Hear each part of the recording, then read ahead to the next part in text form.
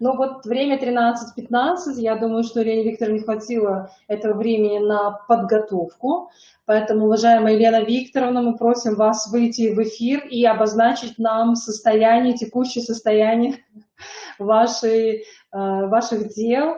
Пожалуйста, Елена Викторовна, можно пригласить вас в эфир. Да, пожалуйста, мы очень ждем. Ну, уважаемые коллеги, пока Елена Викторовна у нас собирается, здесь и те, кто опоздал, у нас были очень серьезные такие неполадки с технической точки зрения, поэтому к сожалению, 19 мая, День пионерии, он преподнес нам такие очень интересные, может быть, прорывные даже в техническом плане решения, которые позволили все-таки нам выйти в эфир. Поэтому, Елена Викторовна, мы ждем. Елена Викторовна у нас человек очень известный. Для тех, кто, может быть, с ней еще не знаком, я немножко расскажу. Пока Елена Викторовна выходит у нас в эфир, мы сотрудничали с ней в рамках проведения курсов для специалистов, которые работают по программе «Радуга», потому что Елена Викторовна – это человек, который является научным руководителем этой программы, и он ее продвигает, хранит, бережет, очень любит своих радужников. И человек, наверное, который, вы знаете, с самого начала был очень верным и преданным именно этой программе «Радуга».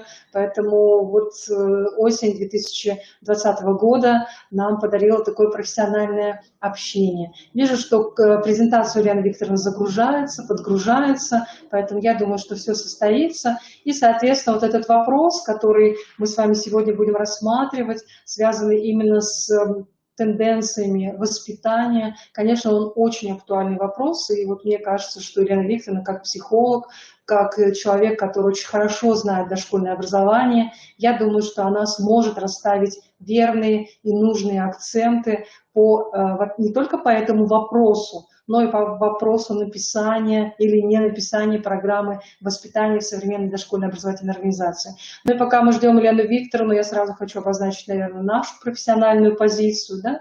Потому что вы все прекрасно знаете, что были введены поправки в закон об образовании, о том, что в образовательной организации должна быть разработана программа воспитания, но в законе об образовании идет речь именно об общеобразовательных организациях, поэтому для того, чтобы каждая организация могла разрабатывать свои программы воспитания для школ, и сейчас я об этом веду разговор, разработана примерная программа воспитания тоже для общеобразовательных организаций. Поэтому разговоры о том, чтобы разрабатывать программу воспитания в детском саду, пока такого разговора серьезного не наблюдается. Потому что, во-первых, и законом мы защищены, да, мы не относимся к общеобразовательным организациям, дошкольная образовательная организация, это первое. Ну и во-вторых, у нас нет на сегодняшний день примерной программы воспитания в детском саду, на основе которой мы можем что-то разрабатывать. Это второе. Ну и третий момент тоже, уважаемые коллеги, я хочу вам сказать, что весной проходило очень много различных мероприятий для специалистов системы дошкольного образования с приглашением советников министра просвещения нашего, и везде профессиональное сообщество, потому что на этих мероприятиях собирается другое профессиональное сообщество, собираются ученые, собираются ведущие авторы программ, и собираются региональные представители министерств, различных ведомств, и вот где только это можно, везде озвучивается, что для детского сада отдельная программа воспитания, она не нужна, потому что в каждой программе, и вот Елена Викторовна это прекрасно знает сама, как автор программы, уже все заложено, все то, что связано именно с воспитанием. Ну вот вижу, что презентация загрузилась, я думаю, что Елена Викторовна уже я не смею просто отнимать вашего внимания, поэтому мы просим выйти вас в эфир, и вы мою позицию знаете, Елена Викторовна, да? Я думаю, что вы ее как бы лишний раз еще услышите. То есть вот теперь мы будем с радостью, Елена Викторовна, слушать вас, поэтому начинайте. Если надо будет сделать какой-то перерывчик, сделайте. Ну и, уважаемые коллеги, мы сейчас работаем на данной платформе с этого времени до 16 часов. Мы здесь, поэтому я думаю, что все сложится. Все, Елена Викторовна, я ухожу из эфира, но я буду с вами. Поэтому с удовольствием послушаем. Удачи, Елена Викторовна, пусть все сложится, не переживайте, не волнуйтесь, уже все загрузилось, уже все на месте, все вас готовы очень слушать. Наши коллеги очень доброжелательные, поэтому все будет хорошо. Спасибо огромное, Татьяна Валерьяновна, да, за поддержку моральную. Да, дорогие коллеги, я очень рада, конечно, встрече с вами и очень рада возможности этого действительно серьезного разговора. Сейчас время такое у нас завершение учебного года, и я понимаю, что образовательного года, я понимаю, что у многих из вас, наверное, сейчас очень много, каких-то текущих таких забот и хлопот, и внимание ваше тоже, оно как бы бежит в разные стороны. У нас сегодня с вами разговор, он больше про понимание перспектив движения нашей системы дошкольного образования, нашего профессионального с вами развития, чем про какие-то конкретные такие вот решения сиюминутные, да. И в этом смысле он требует, немножко другого настроя, чем у нас бывает обычно. Обычно мы с вами настроены на решение каких-то практических, очень конкретных задач. И мы с вами, как тот ребенок в известном психологическом эксперименте по использованию, применению орудийных действий, который, вы знаете, я думаю, этот эксперимент, рассказывали его вам в институте, да, когда сравнивали возможности орудийных действий высших приматов и детей. Собственно, орудийное действие было какое? Вот висит там связка, для обезьян бананы, там для человека это может быть, там, какая-то шоколадка, кулек конфет, и высоко подвешено, и есть какие-то орудия, которые можно использовать. Есть там табуретка, есть палка. Вот. И дальше догадывается ли испытуемый использовать эти орудия. Классический пример. Это ребенок был, там, 3-3,5 лет, который, значит, попадает в эту экспериментальную ситуацию. Кто-то из детей, естественно, они догадываются, а кто-то был ребенок, который он прыгает за вот этим подвешенным чем-то таким симпатичным. И, в общем, он долго очень прыгал, экспериментатору надоело на все это смотреть, и он говорит: слушай, то есть уже понятно было, что он уже долго это все. Говорит: слушай, ты перестань прыгать-то, ты, говорит, подумай. А ребенок мне все равно сказал: что думать-то? Доставать надо.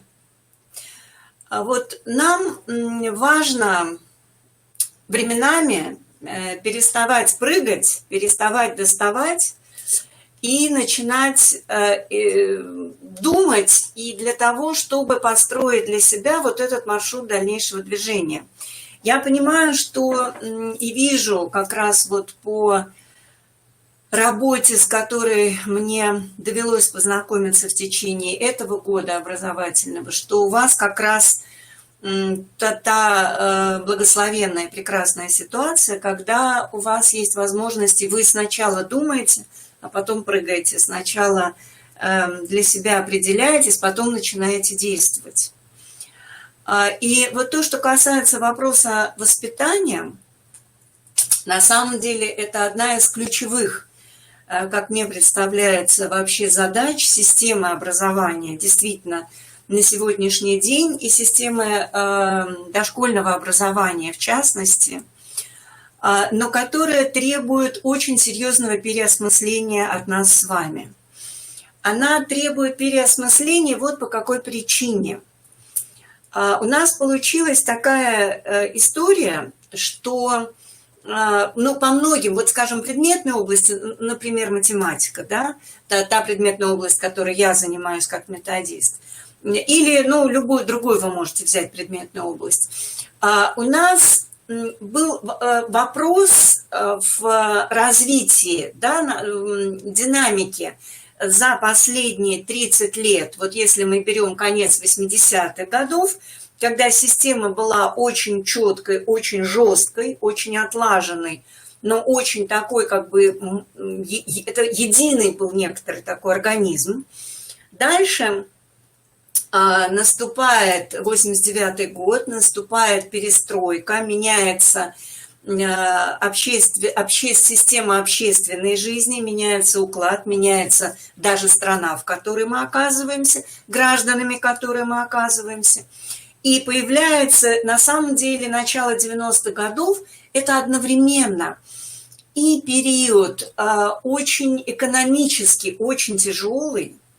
Я очень хорошо помню, когда детские сады, не только там речь не была про то, чтобы покупать какие-то там новые игрушки, пособия, оборудование, были сложности даже просто с обеспечением питанием. И опять же, я помню эту историю, это начало 90-х годов, тольяттинские детские сады, ведомственные, сильные, вот, значит, их руководителя этих учреждений приглашали на всякие вечера, ну, именно вот руководителей, собственно, завода. И вот танцует, значит, руководитель детского сада с кем-то из представителей, он говорит, ну вот скажите, вот, ну, чего бы вам хотелось? Она говорит, мне хотелось рыбы. Он говорит, в каком смысле рыбы? Она говорит, для детского сада нам не поставляют рыбу по меню, а нам, значит, по питанию нужна рыба. Вот это был такого типа период. Я очень хорошо помню, как мы приезжали, скажем, Мурманская область, да, и мы оказывались в детском саду, где из игрушек были только упаковочный бросовый материал. И всякие, ну, коробочки, бутылочки пустые, вот такого типа, картон, бумага. При этом именно тогда мне довелось увидеть, что по-настоящему высокий уровень профессионализма и по-настоящему хорошее качество образования в первую очередь обеспечивают люди, то есть в первую очередь обеспечивают педагоги. И мне довелось увидеть вот среди вот этих вот коробок, да, среди всего этого бросового материала, мне довелось увидеть прекрасно говорящих, очень веселых, активных, жизнерадостных, с прекрасной развитой речью детей.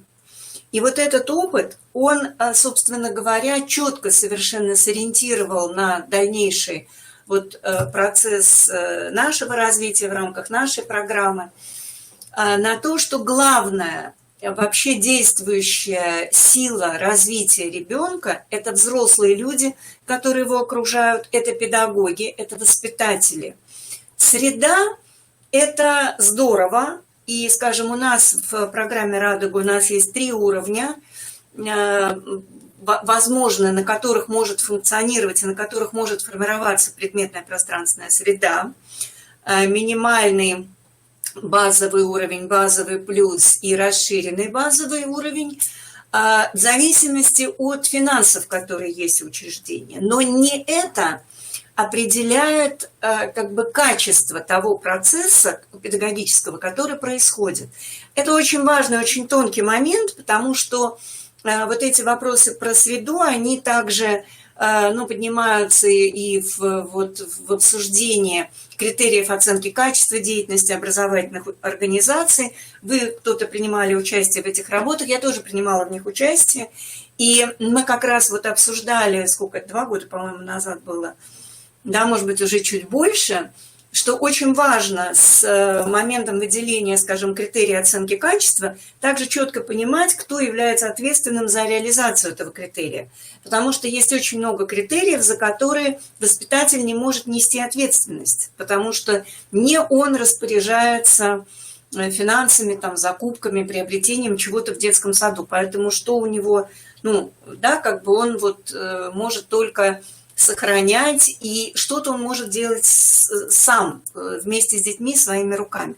Но очень важно, что на любом уровне материальной обеспеченности можно давать детям высокий уровень образования, высокий уровень развития при условии высокого профессионализма педагогов.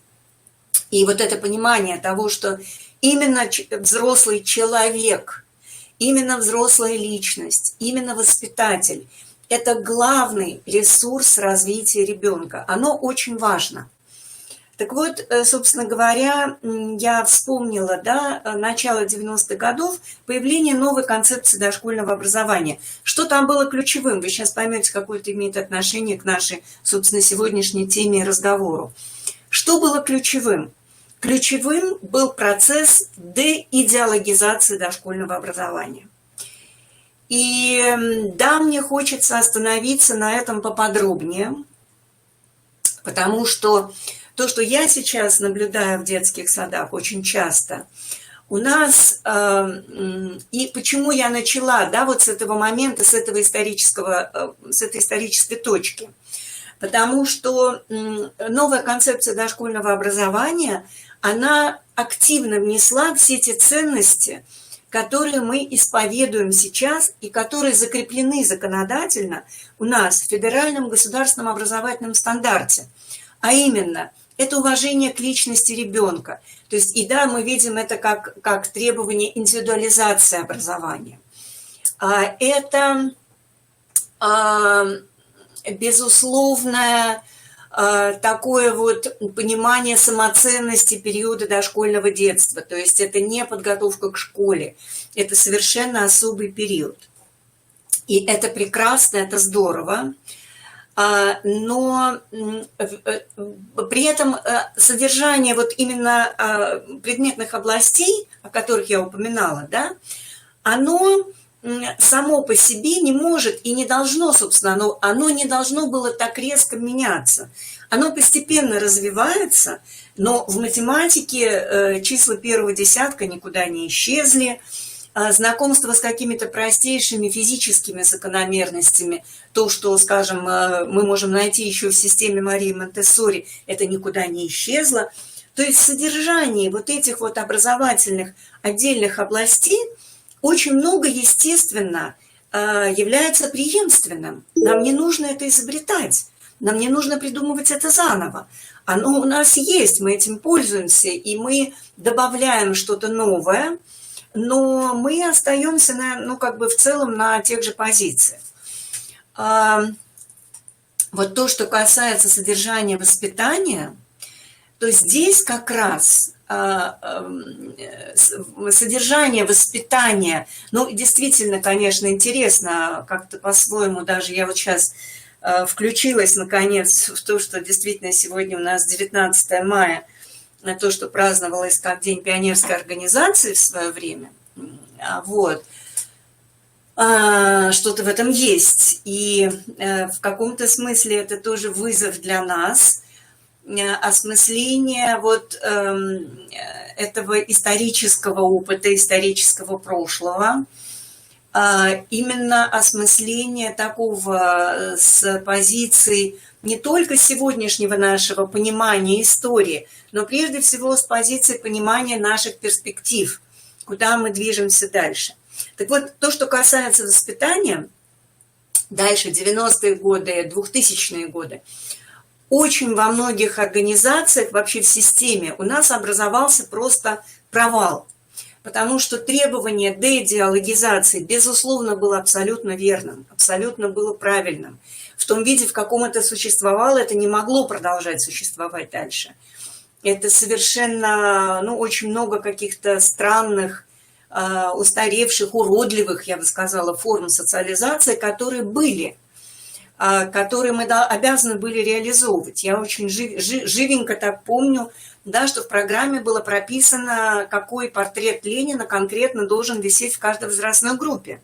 Я очень хорошо помню претензии со стороны методиста, который пришла работать в детский сад, в котором я работала после окончания факультета психологии, которая предъявила претензии, что да, поскольку я пришла в эту систему не из системы педагогического образования, а с факультета психологии МГУ имени Ломоносова, то я вообще не имела представления там о программах, об их существовании, поначалу даже.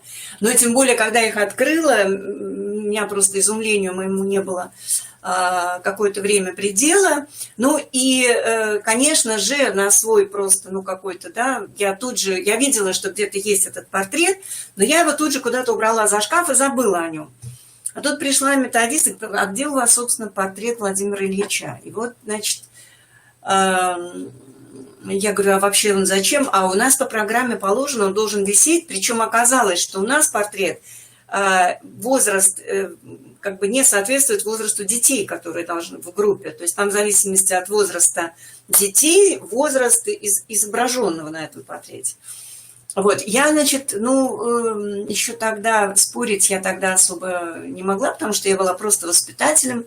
Вот, но я куда-то, значит, этот портрет и максимально задрапировала его цветами, чтобы его было желательно не видно, ну, потому что это как-то очень... То есть ощущение того, что это совершенная дичь, оно было. Вот такое вот просто. Что дети, детский сад и вот. Снова пришла методист, она сказала, что вот, а вы его... Как это вы его не видно? Значит, его нужно открыть, и потом дальше, что там должны быть всегда живые цветы. То есть степень идеологизации на самом деле была очень большой. И требование деидеологизации, оно было очень правильным, очень важным, очень нужным. И нам всегда нужно тоже помнить сейчас, что мы не должны становиться, наша задача в воспитании заключается не в том, чтобы продвигать какой-то вариант идеологии. Это очень тонкий момент. И, по счастью, в ГосДО у нас с вами психологически ориентированный стандарт, и там мы находим как раз именно требования, которые обеспечивают личностное развитие ребенка, комплексную его социализацию. Теперь смотрите, вот эта социализация у нас идет как бы по двум направлениям. Одно направление – это направление содействия индивидуальному, личностному развитию ребенка, да? То есть это именно содействие становлению личности. Оно персонализированное, оно индивидуализированное. Мы, не помню, ну, наверное, не говорили именно с вами, я просто много провожу вебинаров в издательстве «Просвещение», и я вам предлагаю пользоваться, это бесплатный совершенный ресурс, YouTube-канал издательства, вы туда заходите, находите плейлист «Дошкольное образование», там огромное количество записей интересных и качественных вебинаров. И мы там очень много говорили именно о социализации как направлении персонального, личного развития ребенка. И у нас в программе «Радуга» этому посвящено много внимания.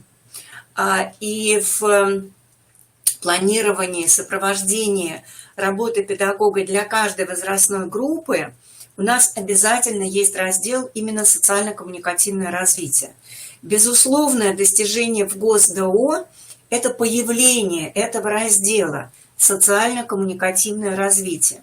Но я также вижу вот по практике внедрения стандарта, что поскольку у нас, смотрите, образовательных областей 5, да, в стандарте. Познавательное развитие, речевое развитие, эстетически-художественное развитие, физическое развитие и вот это социально-коммуникативное. Первые 4 – это известные нам, это не предметные области, это действительно направление развития ребенка, но они как бы коррелируют, соотносимы для нас с вами, с привычными предметными областями. У нас были всегда занятия по развитию речи, у нас было ознакомление с окружающим. Скажем, ну вот в нашей программе мы делаем у нас как бы есть 2 ветки в познавательном развитии. Это, собственно, мир человека, мир природы и математика, потому что в математике совершенно другая логика. Но это все равно, получается, лежит в области познавательного развития. То есть не выделяется как отдельный вид, да, но тем не менее это все равно, у него все равно есть своя специфика. В рамках эстетически-художественного развития все равно мы находим и музыку, и художественную литературу, и изобразительное искусство, различные формы детского творчества. Это все равно все там есть. То есть вот это содержание образования, именно содержание образования, оно нам понятно. Вообще, дорогие коллеги, сегодня очень во многом, почему я сказала, что у нас разговор размышления, мне хочется обсуждать именно содержание образования с вами, потому что мы как бы, ну, чаще мы любим поговорить о методике, то есть, опять же, как доставать, да, то есть прыгать палкой, вот. Но еще очень важно, прежде чем прыгать или сбивать палкой, очень важно понимать, что именно мы хотим получить. То есть и на каком это будет у нас материале. То есть именно содержание образования – это очень важный момент, который определяет тоже наше направление нашего движения, эффективность нашего движения. Так вот, значит, одно направление, вот это социально-коммуникативное, мы с вами педагоги, педагогически, у нас нет содержания за этим. Мы не очень с трудом улавливаем, о чем там должна идти речь. Поэтому вот у меня вторая презентация, почему их как бы вот их там две, я, может быть, просто потом вам их соберу как-то в одну, посмотрим.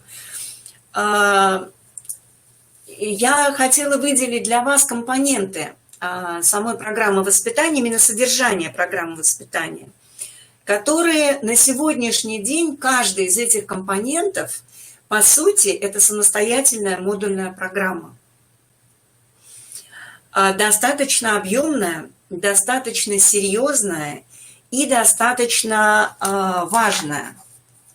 Поэтому я могу назвать сейчас для вас эти компоненты. Мы потом поподробнее как бы каждый из них посмотрим. Но просто для того, чтобы у нас с вами появилось содержание. Вот что меня волнует, да, это то, что вот эта огромная область, которая называется социально-коммуникативное развитие, а еще учитывая, что речь у нас как бы отдельно, то есть про речь мы говорим отдельно, хотя это важнейшее, прежде всего речь возникает, это средство, именно коммуникация, ее коммуникативная функция прежде всего представлена в дошкольном возрасте. Мы как раз вот в рамках курса по развитию речи очень много об этом говорим, который здесь вот в институте вашем есть, и который, собственно, мы вебинары проводили, и курс такой есть. И, скажем, у нас в программе вот как раз именно акцент, он сделан на вот этой коммуникативной стороне, в противоположность другим подходам, где делается акцент на монологе, на монологической речи, на том, что стараются в первую очередь развивать именно вот эту такую сторону, более характерную презентации там мыслей, да, и каких-то возможностей, каких-то речевых ответов в форме более характерной для более старших возрастов и не характерной для функций, базовой функции речи как таковой. Поэтому вот получается, что эта область социально-коммуникативное развитие, это такой, как знаете, большой красивый воздушный шарик. Оно объемно, то есть ясно, что это что-то большое такое, да, но внутри у него ничего нет, внутри пусто. И поэтому вот эта работа, она исчезает. Мы все равно так или иначе обращаемся к планированию того содержания, которое нам известно, нам ясно, что делать. Поэтому мне хотелось в рамках вот этой нашей с вами встречи сейчас зафиксировать вот это, что делать, именно содержание образования. А вторая опасность, которая нас здесь подстерегает, я уже про нее фактически описала, да, вообще система образования, она достаточно ригидна, достаточно, здесь медленнее происходят изменения, чем они происходят во внешнем мире. И мы очень склонны обращаться к своему, опять же, прошлому опыту. Нам нравится работать по привычным методикам, технологиям, мы любим использовать то, что мы уже умеем и знаем. И вот то, что касается воспитания, вот сейчас, собственно говоря, да, федеральный закон, ну, чуть меньше года, но скоро будет уже год, который проакцентировал это такой звонок, такой не звоночек, а такой прям в колокол, да, звон со стороны государства о том, что, дорогие граждане наши, необходимо в системе образования усилить то, что связано с процессами воспитания. И вот здесь, так как слово «воспитание» привычное, вот что там делать в социально-коммуникативном развитии, это все так немножко в тумане. А вот что делать по воспитанию, у нас сразу ассоциация, да, какая? Это воспоминание, память. Мы вспоминаем. И у нас тут же дружным просто таким вот прямо поезд-экспресс прибывает к нашей платформе, который привозит с собой воспоминания аккурат, ну, плюс-минус 80-х годов, с легкими поправками на нюансы там более современные, да, и все, мы фактически, ну да, воспитание. То есть мы снова привозим, и этот поезд доставляет нам обратно чисто идеологические продукты. И они уже не соотносятся с совгос, потому что это совершенно другая логика.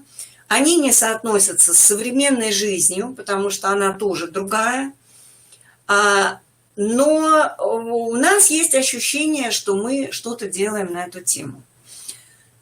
Поэтому мне представлялось действительно очень важным разговор о воспитании, вот услышав этот звонок, да, этот разговор начать и провести именно с этой точки зрения, с точки зрения размышления, что такое воспитание в 2021 году, в 21 веке, воспитание гражданина государства, которое называется Россия, что это все означает.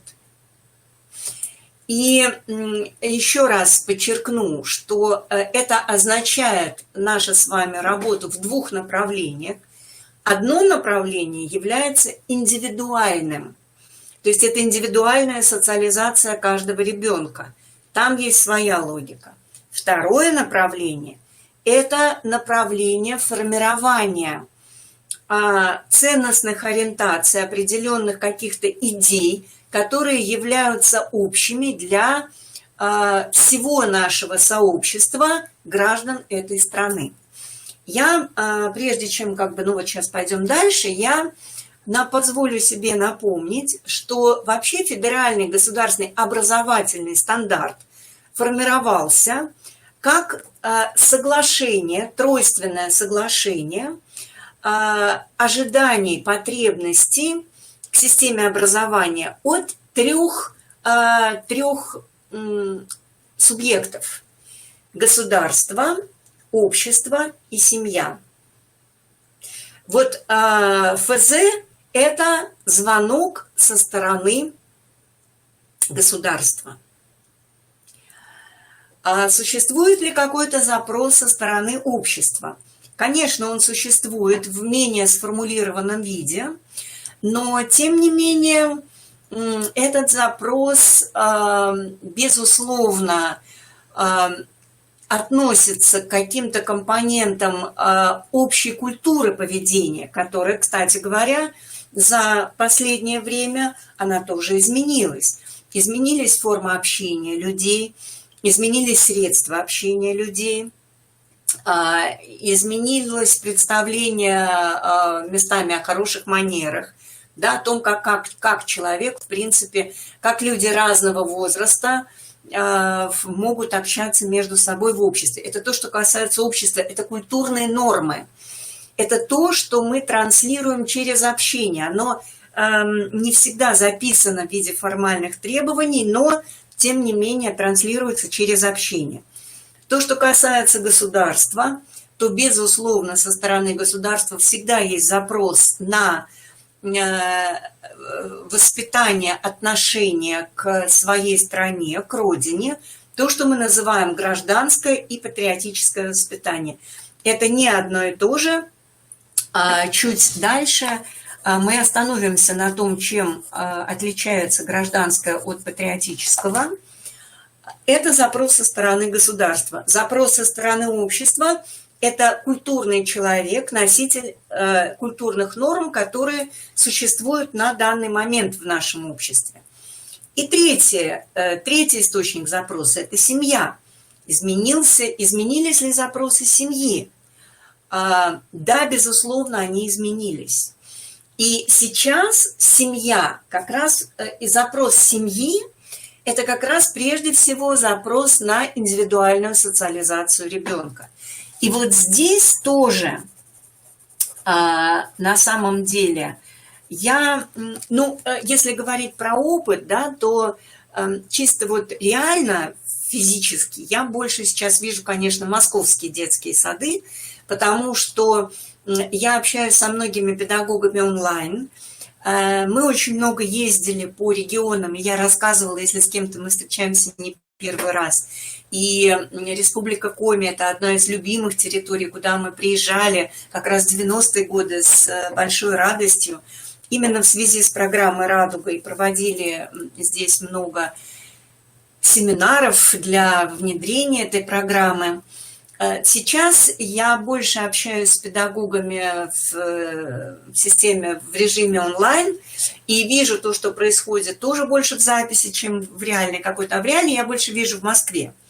Поэтому я могу сказать, что, к сожалению, я часто вижу, что именно задачу социализации, индивидуальной социализации детей педагоги не умеют решать, решают ее плохо.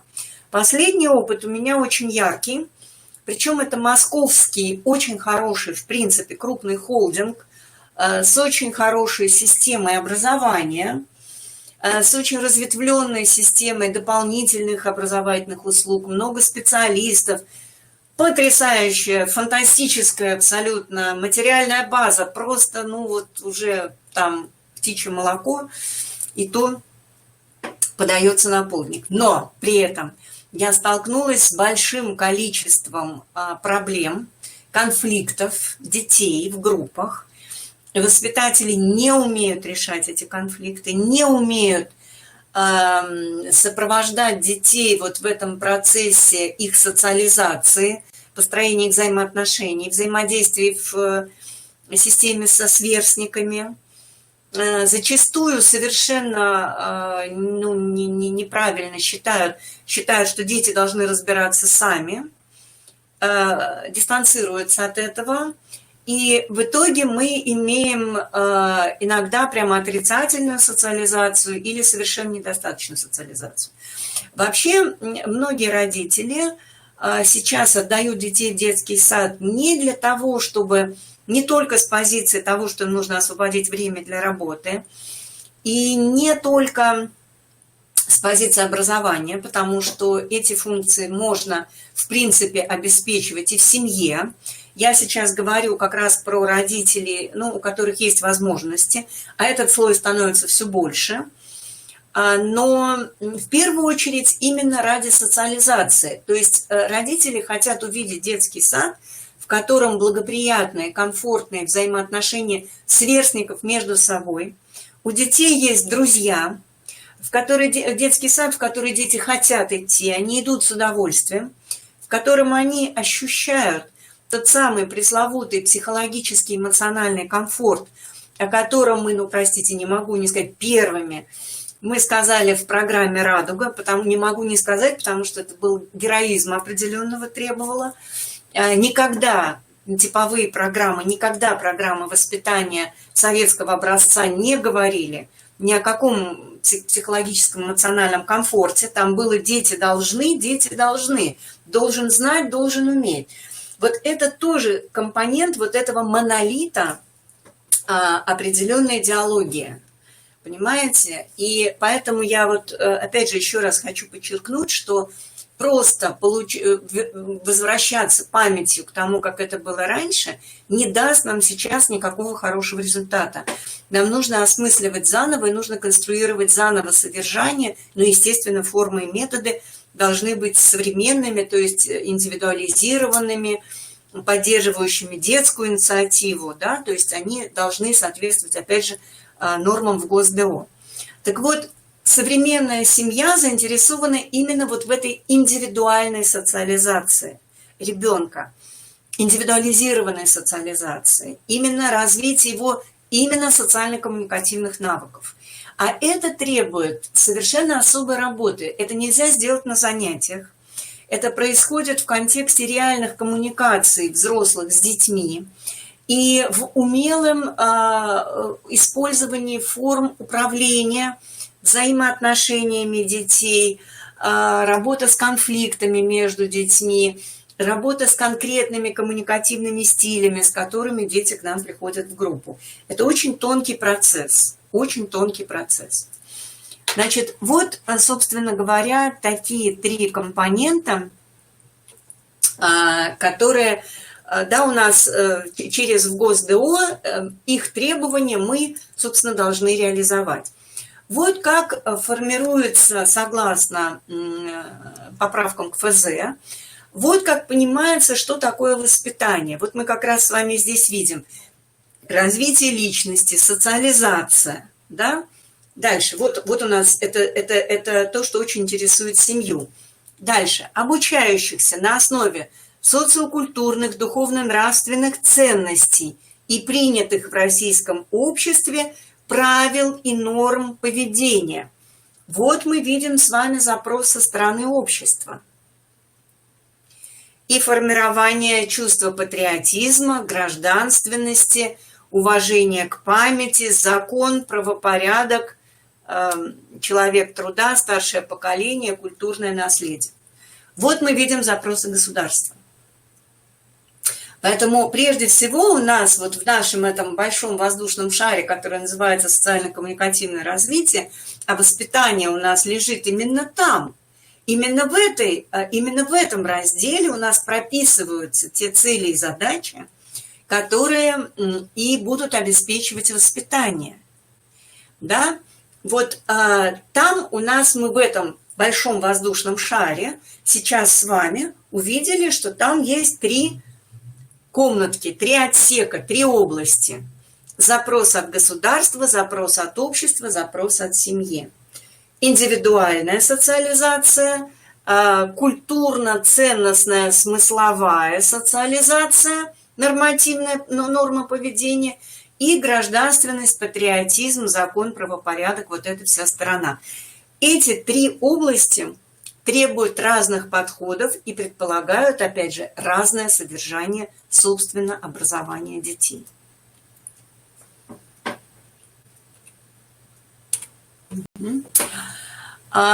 Значит, вот для того, я уже сказала, что вот это содержание, оно у нас с вами... Так, я вот думаю... Ладно, как мне переключаться между презентациями. Хорошо. Значит, это содержание, я уже сказала вам, что фактически для того, чтобы его реализовать, у нас для этого нам нужны, и сейчас они уже существуют, несколько модульных программ. Первая модульная программа и наиболее понятная, очень важная модульная программа, которая нужна нам в детском саду, это модульная программа. У меня это название, оно по-разному формируется. Модульная программа формирования отношения к труду, приобщения к труду. Да, то есть отношение ребенка, его понимание вообще того, что такое труд. Вот мы в итоге как раз за вот этот год прошедший эти программы сформировали для как бы радужных наших педагогов, воспитателей, потому что у нас они были представлены для каждой, вот у нас есть, ну опять же, да, рекомендации по планированию организации жизнедеятельности в группе, и там в рамках вот этих вот пособий больших у нас для каждого возраста были представлены рекомендации, в частности, по труду. Но вот как раз я поняла, что нужно и как целостный, некоторый такой понятный продукт. Чем хороша модульная программа? Тем, что она дает вам возможность увидеть целое все-таки движение в рамках этого содержания от буквально там детей раннего возраста до выпуска из детского сада. Как у вас в зависимости от возраста, какие вы ставите акценты. Потому что иначе получается, что когда акценты расставлены не точно, и когда у вас нет понимания вот преемственности этого движения, то я очень часто это вижу на примере материалов, которые присылают в журнал, в дошкольное воспитание. Когда указывают возраст, он непонятно с чем соотносится. То есть для старшего возраста, скажем, в познавательном развитии, да, можно увидеть, что там предлагают знакомиться с медведем и рассказывают, что у него есть лапы, когти и шерсть. А для, наоборот, там, ну, ребенка маленького может быть какое-то содержание более сложное. Поэтому, если нет понимания, у нас в программе мне очень важно было выстроить вот это ясное и так, чтобы вот это понимание содержания, оно соотносилось с возрастными особенностями, естественно, каждой возрастной группы. Потому что если мы говорим про труд, то мы начинаем с, вот у нас возраст 3-4 года, младший возраст, это возраст вообще игрового действия и возраст практического действия в плане творчества, когда ребенок, он активный деятель, это вот характеристика этой возрастной группы, именно этой возрастной группы. И, соответственно, мы знакомим прежде всего с какими-то орудиями труда. Орудия труда и простые названия профессий. А дальше средний возраст, когда ребенок получает возможность, у него расширяется кругозор в плане пространства, мы расширяем спектр этих профессий, и мы даем некоторые знакомства с различными вариантами производства, ремесла, художественного творчества и так далее.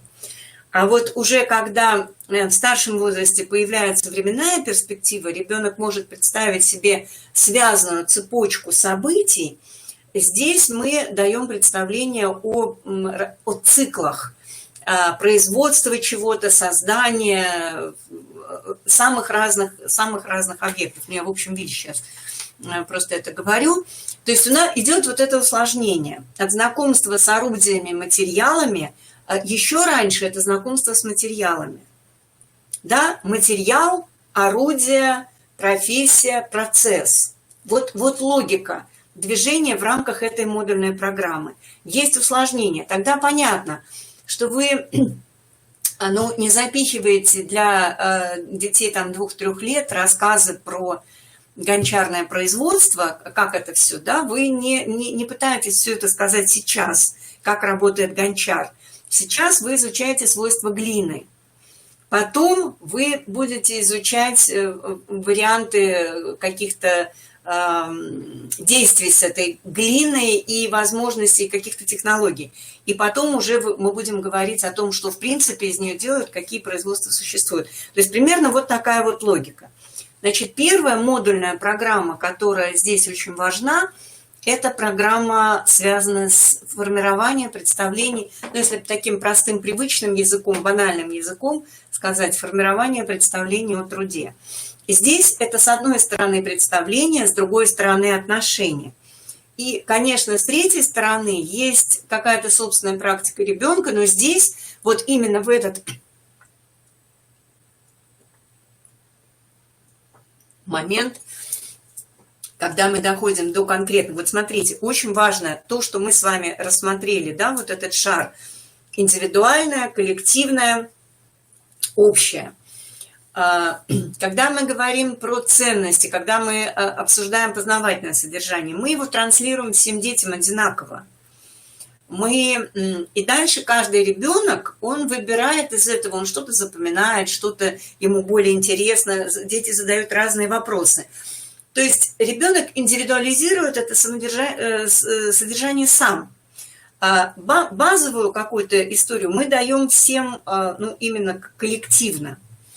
Вот дальше, когда мы переходим на уровень конкретной практики, и в чем здесь опасность, да? Почему я говорю, что вот идеологию важно снова не приносить. То есть важно не возвращаться. Ага, были же у нас дежурства. Ага, было же у нас там какие-то формы труда, которые вот все, сейчас мы все там пойдем, я не знаю, что мы стирали кукольную одежду, сажали лук, еще что-то такое, высаживали и делали. Вот это уже история, которая не современна. Потому что в современном подходе мы говорим, что ребенок в детском саду, у него не может быть никакого принудительного труда. У нас нет такого, что дети должны обязательно кому-то в чем-то помогать или что-то делать. Они участвуют в труде по своему желанию, по своему выбору, настолько долго, насколько они хотят. У них есть возможность этого выбора, есть возможность дозировать. И разные дети в разном труде могут быть заинтересованы. Кто-то любит сажать, ковыряться в земле, кто-то не любит этого делать. Кому-то интересно там, я не знаю, делать какие-то игрушки, кому-то поделки или там что-то восстанавливать, чинить, кому-то это неинтересно. Даже то, что касается помощи по хозяйству, да, вот кто-то из детей очень любит накрывать на стол, они хотят, они стремятся. И, скажем, у нас в программе совершенно четко, это как раз требование индивидуализации подхода, что вовлекаются в разные формы труда дети только по желанию, только они и с учетом их инициативы они могут что-то предлагать. Это очень важный момент. То есть никакого возврата к формату обязательных дежурств по расписанию, обязательных каких-то трудовых повинностей, всего этого нет. И я могу сказать, что из психологической точки зрения очень тонкий момент. И, кстати, это тоже такой момент для разговора, общения в семье. Причем вот мы, когда говорим про формы работы с семьей, они, естественно, есть разные. Есть, ну, обычная форма там лектория, да, какого-то семинара, когда мы, ну, понятные вещи, которые особенно нечего обсуждать, о которых мы просто рассказываем. Например, возрастные особенности. Возрастные особенности – это лекторий. С вопросами, это все ради бога. Но, тем не менее, это все равно, ну, человек более как бы знающий, профессиональный, рассказывает людям менее знающим. Вот то, что касается здесь вопросов ценностей, это всегда дискуссионные встречи, это всегда какой-то формат обсуждения. Потому что вот вопрос привлечения детей, с какого возраста в семье, что давать, не давать, заставлять, не заставлять, должны, не должны. Это очень, это чисто психологические вопросы, они очень непростые. И очень часто родители не знают, как тут действовать правильно. Их опыт не всегда позитивный. Причем вот на самом деле, смотрите, кого-то в детстве заставляли мыть посуду, кого-то не заставляли. И те, и другие могут этот опыт считать. Одни считают, что заставляли и правильно, другие не заставляли и правильно. И ровно может быть наоборот. Заставляли и плохо, я ненавижу мыть посуду всю жизнь. Не заставляли и плохо, потому что я, опять же, тоже ненавижу мыть посуду всю жизнь. То есть из одного и того, из совершенно диаметрально противоположных действий можно сделать один и тот же вывод. И сказать, что это было плохо. Или наоборот сказать, что это было хорошо.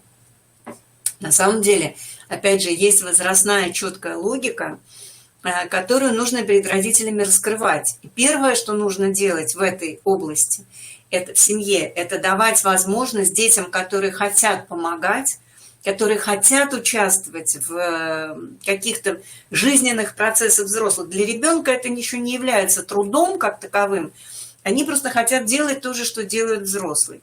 Нужно на этом этапе, когда ребенок совершенно не помогает, он наоборот мешает, он отвлекает, он вносит дезорганизацию в этот процесс, но очень важно именно в этот момент его поддержать, ему дать игрушечные, настоящие, какие он хочет, орудия труда, потому что все начинается с... Ему интересно пробовать орудия труда.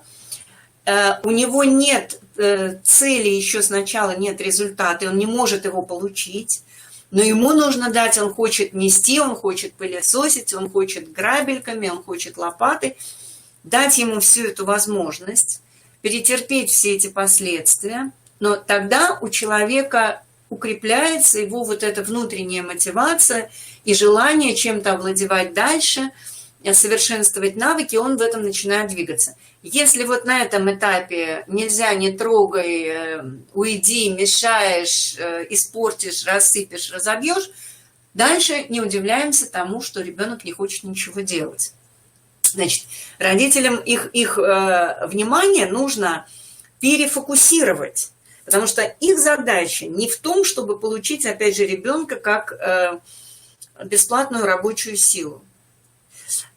Такая история, и опять же, давайте понимать, крестьянская семья образца XIX века, ребенок рассматривался, задача была воспитание, именно получить ребенка как можно быстрее, как совершенно дееспособную рабочую силу. Потому что детей было много, 5-летнего ребенка оставляли сидеть с более младшими детьми. На 5-летнего оставляли младенца. То есть и требования очень рано, никаких там вот эти вот утюшки, улюлюшки, очень быстро это были настоящие орудия, и, ну, опять же, это известно по исследованиям там племен более примитивных, да, мальчикам в 3 года, в 4 года им дают острые ножи, никто не дает нам пластмассовые имитации, понимаете, розового, голубого цвета, отнюдь. Они все получают реальное орудие, орудие может быть меньшего размера. Этот нож не такой тесак, как у взрослого мужчины, это маленький нож, но это острый нож. И ребенок получает реальный опыт, он учится реально с этим орудием обращаться. Поэтому дети, которые растут в таких культурах с точки зрения труда, они бывают очень оспособлены, они бывают очень ловкими. И 5-, 6-, 7-летний ребенок может прекрасно ловить рыбу, может прекрасно разделывать какие-то фрукты, там, обращаться с мясом, еще с чем-то. Это все совершенно, это абсолютно такие реальные вещи. Но это часть традиции, часть культуры, да, которой сейчас у нас с вами совершенно нет. Особенно нет в городе, но, собственно, и в деревне сейчас практически это очень большая редкость. Поэтому у нас все игрушечки, все пластмассовое, все безопасное, все. Поэтому о реальных трудовых действиях, каких-то результативных, мы можем говорить серьезно только где-то это старшая подготовительная группа и в рамках тоже каких-то направленных занятий каким-то ремеслом. То есть, скажем, вот если у вас есть человек, который... Ну, у меня в группе была, например, чудесная совершенно пришла воспитатель, которая очень любила заниматься бисероплетением. Вот ей нравилось. Я считала, что это... Я вообще не представляла, как это с этой мелочью, дети, как они будут, что это будет. В общем, я... Ну, так я выслушала про этот бисер, не сказала ни да, ни нет, дипломатично. Думаю, ну, она попробует, плюнет и забудется. Прихожу как-то в группу, 2-я половина дня, все зайцы сидят с увлечением. И я смотрю, они уже столько всего наплели. Уже такая у них там красота. То есть, если есть человек, который увлеченный и который умеет что-то делать руками, старший подготовительный возраст прекрасно. 2-я половина дня, ближе к прогулке, вечером, замечательно. Развитие мелкой моторики, ручной умелости, плюс вот этот конкретный продукт, результат. Что характерно для труда?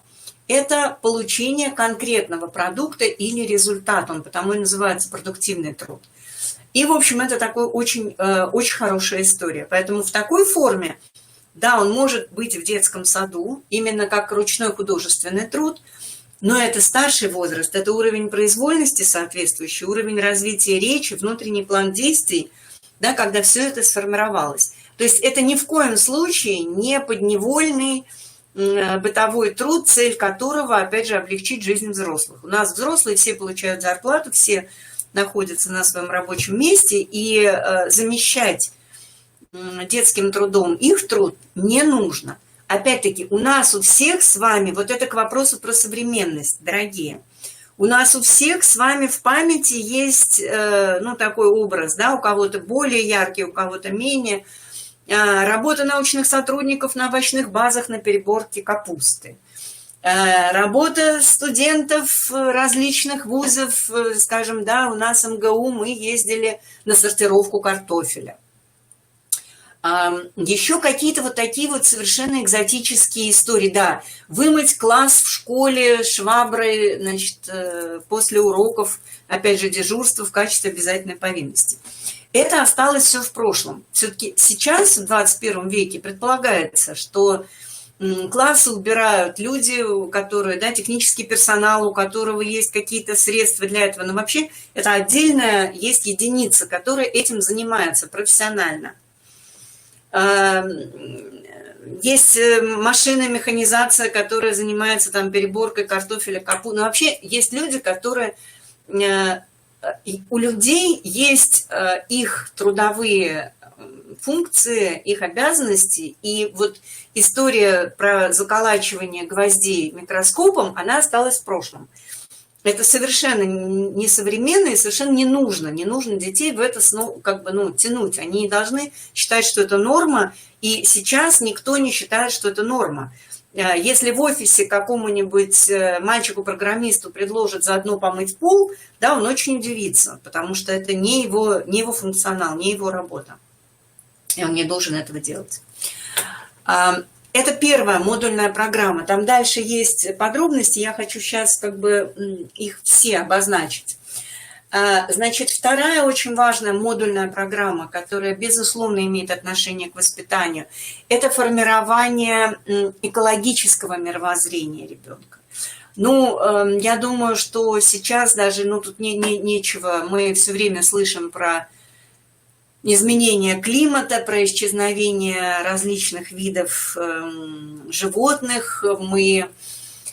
Ну, сама по себе вот ситуация с распространением вирусов, она, конечно, произвела на нас очень яркое впечатление. И за последний год и, скажем, культурно-гигиенические навыки, они приобрели совершенно новое звучание,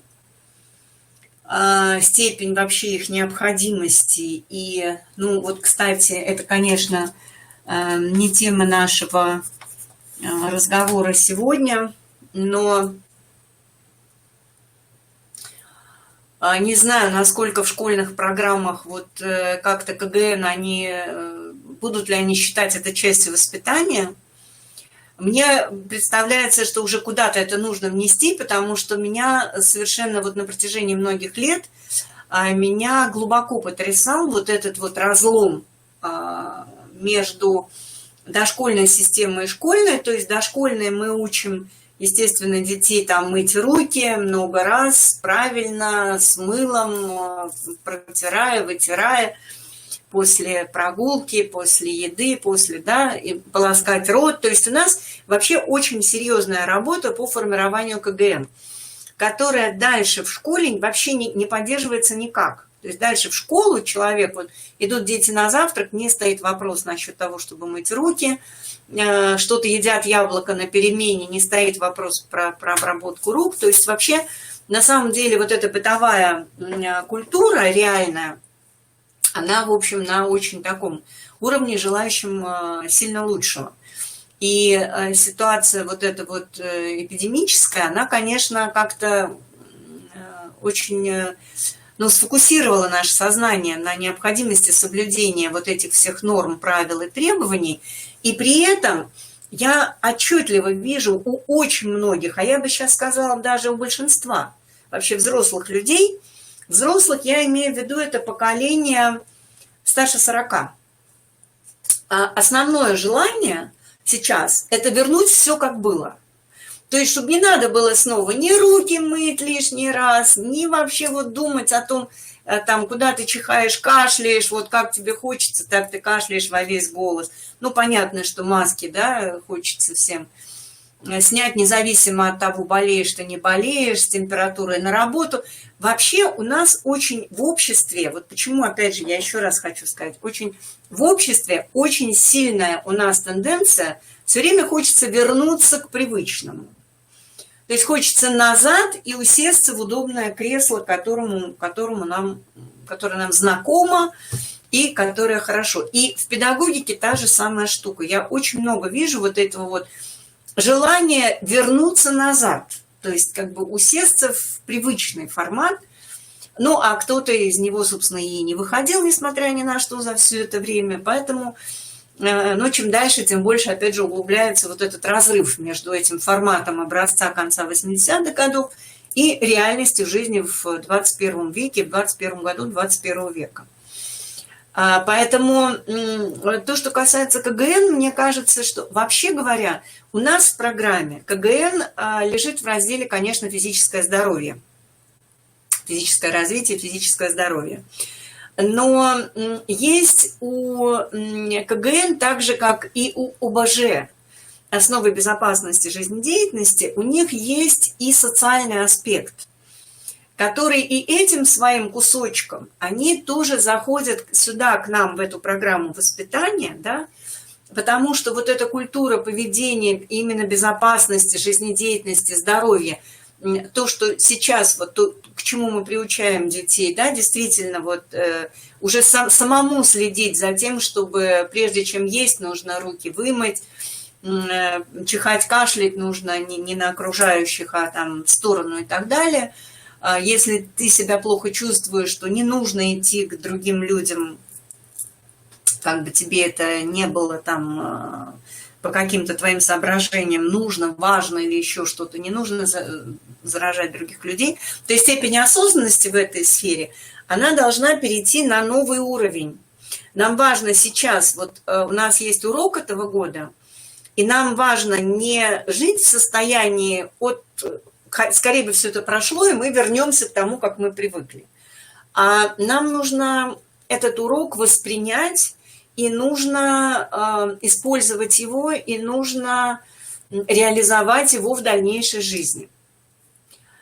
Вообще, я когда вот готовилась к этой встрече с вами, у меня есть некоторая ключевая мысль, я поделюсь с вами ею, и, может быть, за наш разговор сегодня не один раз. Она, вот для меня самой, это очень такое бодрящее осознание. Сейчас рождаются совершенно замечательные дети. Не тема нашего разговора, на каких-то вебинарах отдельно мы обсуждаем. Я много говорю о том, на вебинарах по индивидуализации, в частности, и поддержке инициативы, что современные дети, они раньше начинают держать голову, улыбаться, у них раньше рефлексы, раньше ходят, раньше говорят, задают удивительные вопросы, интересуются цифрами и буквами в возрасте примерно 2,5-3 лет. Это никак не 5, 6, 7. Вот. То есть рождаются дети с очень хорошим большим ресурсом, с очень большими возможностями. Возможностями памяти, возможностями восприятия. И наша с вами задача, вообще говоря, воспитывать этих детей не в свое прошлое, а в наше общее будущее. А это требует от нас вообще учить детей тому, чего зачастую не умеем мы сами.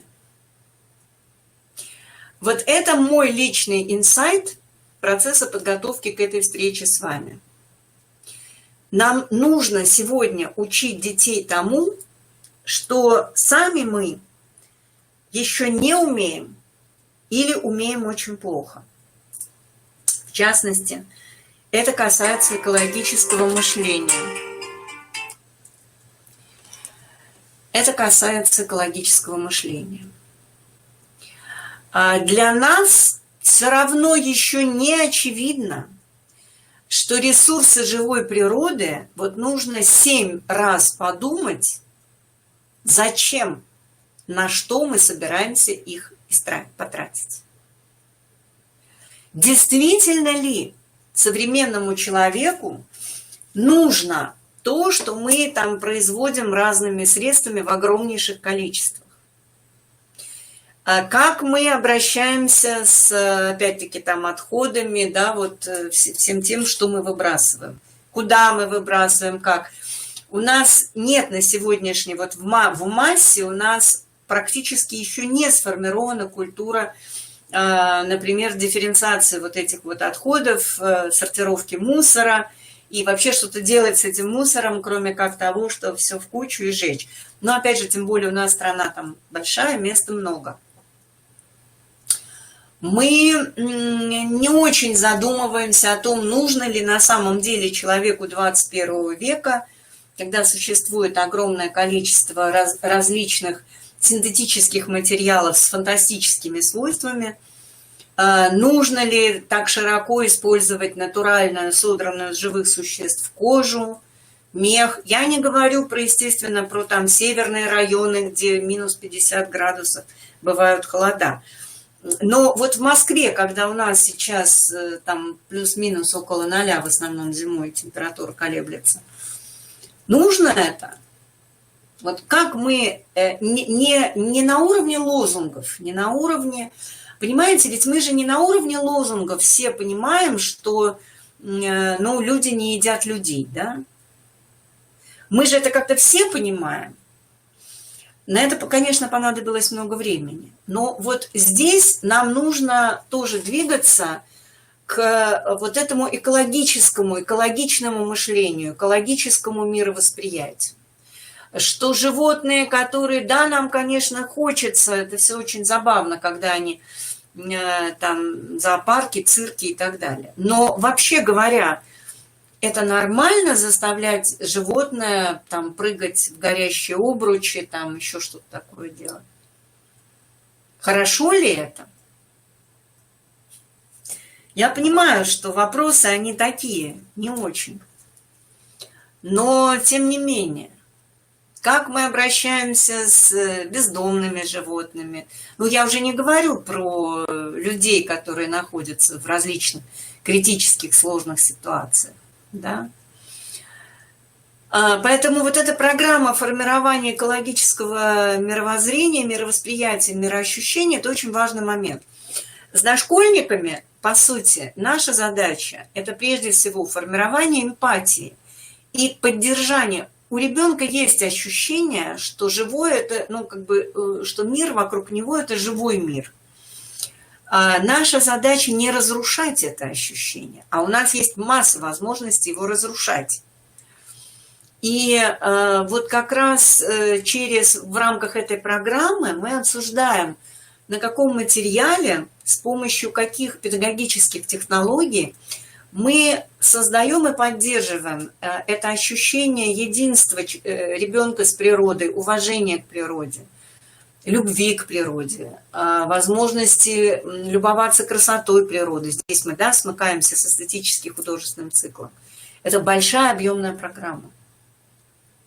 Большая объемная программа, в которой для нас, скажем, вот опять же в рамках «Радуги», да, для меня очень важен культурный компонент. Мне очень важно показать, как красота природы отражается в изобразительном искусстве, в музыке, в декоративно-прикладном искусстве, в поэзии, естественно, в литературе. Очень важно чтение волшебных сказок, где эти силы, это силы живые, которые помогают человеку. Ведь, в общем, суть экологического отношения – это ощущение взаимосвязи, что природа получает от нас, что мы ей даем, с чем мы к ней приходим. И обратное понимание того, насколько мы зависим от этих сил, насколько для нас важно, как много нам дает прогулка по лесу, как много нам дает купание в реке, как много нам дает солнечный свет, как много нам дает теплый дождь, ветер, да? То есть вот это И опять же, здесь экология, она смыкается с другой стороны с программой по физическому воспитанию, физическому развитию, пониманию того, что такое здоровье. Потому что здоровье в понимании современного человека – это очень такая комплексная, серьезная история, и она предполагает контакт человека с живой природой.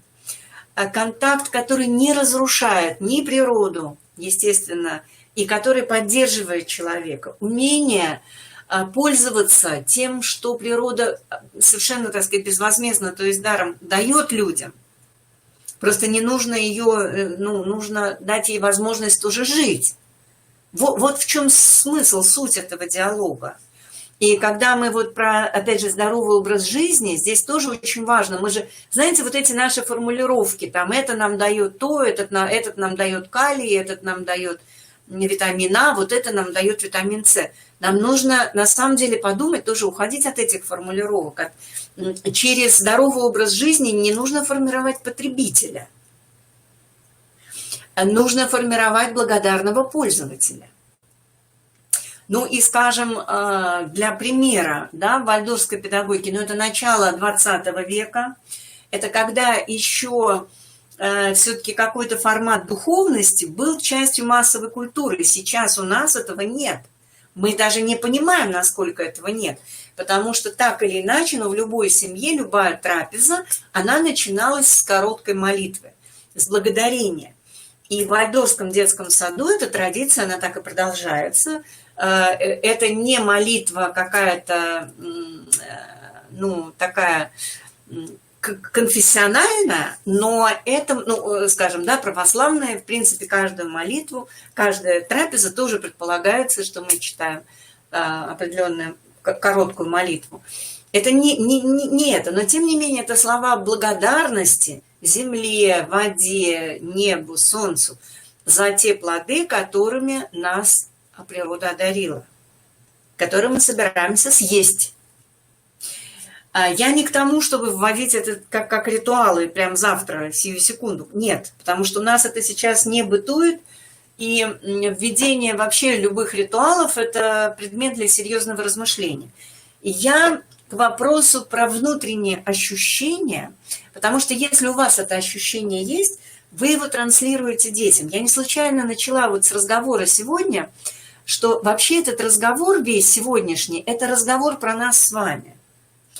Про то, что мы с вами действительно любим, действительно ценим, что для нас действительно важно, как мы на самом деле относимся к живому. Потому что когда это у вас есть, вы это транслируете детям. Вот вообще есть такое понятие трансляция культуры, да? Это не поэтапное формирование, это не целенаправленное развитие чего-то. Это именно передача от человека к человеку. И вот эти личностные смыслы, эти отношения, они передаются между людьми за счет невербальных вот компонентов коммуникации, за счет выражения лица, за счет интонации, за счет вашего того, как вы реагируете на какое-то маленькое событие, которое произошло, там, да, допустим. Вот это все и формирует ребенка, это все формирует его систему ценностей, его возможности сопереживания кому-то или чему-то. Это все идет через нас, через нашу личность, никак по-другому. Да, художественная литература, да, там есть дополнительные какие-то средства, но прежде всего это все идет через нас, через наше реальное живое сердце, через наше реальное отношение. Вот это отношение к природе, это очень важно. Ведь можно же переформулировать, да, не морковка дает нам каротин, который нам там нужен, а мы благодарны морковке за то, что, например, я фантазирую сейчас, за то, что вот нам будет там, мы будем лучше видеть, и она подпитывает наши глаза. Здесь тоже важно, во-первых, не нужно очень сильной детализации по каким-то там органам, и прям вот курса анатомии для начинающих не нужно в детском саду такого сильно подробного. Нужно именно само по себе отношение, само по себе вот это вот понимание того, что, вообще говоря, пища, еда – это благо, которое мы получаем из живой природы. И получение всего этого синтетическим путем – это вообще, ну, такой вот большой, на самом деле, ведь в нашей с вами перспективе есть очень много туманных мест на сегодняшний день. Я не знаю, как у вас. У меня последнее время чтение новостей науки, а я любознательный человек, я люблю читать новости науки. Я подписана на целый ряд там каналов, но я их читаю в последнее время с очень смешанным чувством. С одной стороны, конечно, все молодцы, с другой стороны, делается иногда так немножко страшновато. И сможет ли человечество вообще справиться? И основная задача, вот я говорю, что мы детей должны учить тому, чего мы еще не умеем сами, у нас еще этого нет. Справляться со своими собственными какими-то достижениями, наработками, какими-то результатами. Вот когда мы получаем что-то, но нам дальше нужно уметь этим управлять. То есть прежде чем мы что-то сделали, или даже когда мы уже сделали, дальше научиться разумно это использовать. А разумно, для того, чтобы разумно использовать, нужна всегда определенная система ценностей. Система ценностей. Алексей Николаевич Леонтьев определял личность как иерархию ценностей. Это потрясающее определение, ему нет равных в мировой психологии, потому что, ну, там чего только потребности, да, там пирамида вот какая-то, но при этом, если нет системы ценностей, то действительно именно личность, как личность, personality, она разваливается, она не интегрируется. Человек распадается на мозаику поведенческих проявлений, которые зависят от ситуации. Человек сам себя не ощущает целостным, свою жизнь не ощущает целостной, судьбу не ощущает целостной. И ведет себя трудно предсказуемо, хаотично и, ну вот, как бы по-разному, что называется, да. Поэтому личность интегрирует ценности. Мы говорить будем с вами как бы дальше тоже об этом. Вот, собственно говоря, труд – это одна из базовых фундаментальных ценностей. Вот мы даже если сюда вернемся, да, человеку труда. Это здесь вот прямо есть. Опять же, если мы говорим про экологию, вот она, к природе, окружающей среде. Уважение, бережное отношение к природе, окружающей среде. Вот она, это модульная программа. Это то, что я вам, опять же, я вам здесь показываю обложки не к тому, что вам есть эти программы, они есть разных авторов, они в разных программах есть разные. Суть в том, чтобы мы понимали блок содержания, не про то, что вам именно это очень сильно нужно, а про то, для того, чтобы обозначить просто этот блок. Понимаете, да, у вас в ваших программах, чтобы вы выделяли в своей программе, по которой вы работаете, именно это содержание. Еще один очень важный, конечно, вот компонент программы воспитания – это гражданское и патриотическое воспитание. То, что, ну вот мы в свое время делали такую вообще просто отдельную программу приобщения к традиционной отечественной культуре, которая как раз решала эти задачи. Но вот у нас, опять же, в «Радуге» тоже есть отдельная вот программа, парциальная, модульная программа, гражданское патриотическое воспитание, ориентирована в основном на детей старшей подготовительной группы, хотя там есть очень важные такие моменты, которые касаются более младших детей. И, наверное, так, ну что, хорошо, давайте чуть-чуть, да, чем отличается гражданское от патриотического.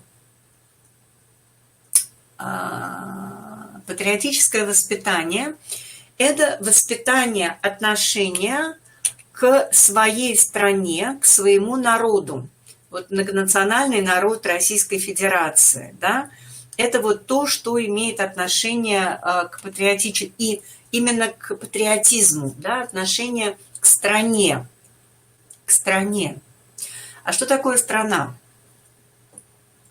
Страна. Страна это понятие географическое. То есть страна – это прежде всего определенная территория, у которой есть определенные границы. Поэтому есть определенное название. И есть люди, которые живут на этой территории. То есть, грубо говоря, страна – это территория и люди, которые на этой территории живут. То есть это нечто географически природное и нечто культурное. Вот эти два компонента, вот эти два слоя этого пирога, условно говоря, да, там, не знаю, бисквит и суфле. Вот такое птичье молоко. Это страна. А когда мы говорим про патриотическое воспитание, у нас здесь есть два вектора. Один вектор – это как бы вектор такой подзорной трубы, когда мы смотрим с большого расстояния. И второй вектор лупы, когда мы смотрим наоборот, очень подробно, очень такое очень что-то локальное. То есть глобальное и локальное, подзорная труба и лупа. В подзорную трубу что мы видим? Что мы должны увидеть? Мы должны увидеть территорию нашей страны, мы должны ее увидеть на карте, мы должны увидеть, что широка страна моя родная, много в ней лесов, полей и рек. Вот буквально так. А у нас в программе мы карту вводим, физическую карту мира и потом политическую карту мира мы вводим со средней группы, и она является частью нашей пространственно-предметной развивающей среды. То есть в каждой группе эти карты есть, должны быть, и по ним мы на них что-то наклеиваем, рисуем, дополняем, убираем. То есть мы путешествуем по этим картам, и как раз у нас есть отдельная, кстати, книга «Знакомство с культурами разных стран», и там есть тоже путешествия по картам, и я должна сделать, обещала себе и не сделала еще в этом году. У меня это стоит в плане, сделать просто отдельную модульную программу «Путешествия по странам и континентам». Тоже вынуть ее как бы из вот этих планирований. Вот. И когда мы говорим про патриотизм, то, естественно, речь идет про нашу страну, только про нашу страну, но при этом с рассмотрением ее особенностей, потому что она огромная, и у нас есть, да, и северные регионы, и полярный круг, и полярная ночь, и у нас есть Краснодарский край с другой стороны. У нас есть горы, реки, мы рассматриваем с детьми, как это все изображается на карте, знакомимся с какими-то городами, там, регионами, с какими-то интересными объектами, животный мир, растительный мир и так далее. То есть вот это и есть путешествие по карте своей страны, представление о том, насколько она разнообразна, богата, что такое тайга, там, да, вот. Это вот и то, что касается народа, людей, то тоже мы смотрим, как бы вот есть, когда мы смотрим в подзорную трубу, то мы видим, что живут и образуют народ нашей страны люди очень разных национальностей. Прежде всего, что мы видим, вот, ну, пока мы, да, ни во что не мы видим, что люди по-разному выглядят. У кого-то, у них разный разрез глаз, разный оттенок кожи, разный рост, разные волосы. Вот такие разные люди. Это очень интересная тема. Мы разные, такие разные люди. Разный возраст, да, разные возможности, совершенно разный характер. Это большая, отличная такая тема для большого разговора, на самом деле, очень важного разговора с детьми. А теперь, когда мы смотрим в лупу, то мы видим, с чего начинается Родина, заветной скамьи у ворот. Мы видим свой детский сад, свой дом, свой город или свой поселок, конкретное дерево, конкретный парк, то есть конкретных людей, которых мы знаем, да, то есть наши друзья, наши соседи. в лупу мы видим все то, что мы встречаем каждый день, то, что рядом с нами находится. И очень важно тоже все это внимательно рассмотреть как часть вот сокровищ, как сокровище своей жизни. Действительно, потому что вот есть твой дом или там твоя квартира, что в ней, как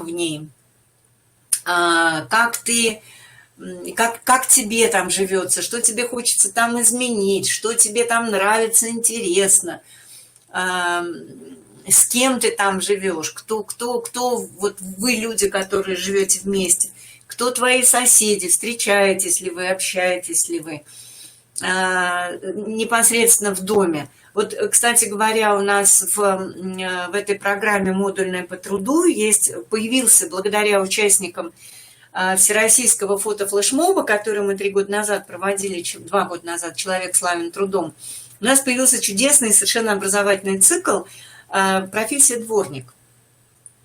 Потому что прислала фотографию нам из Нижнего Тагила,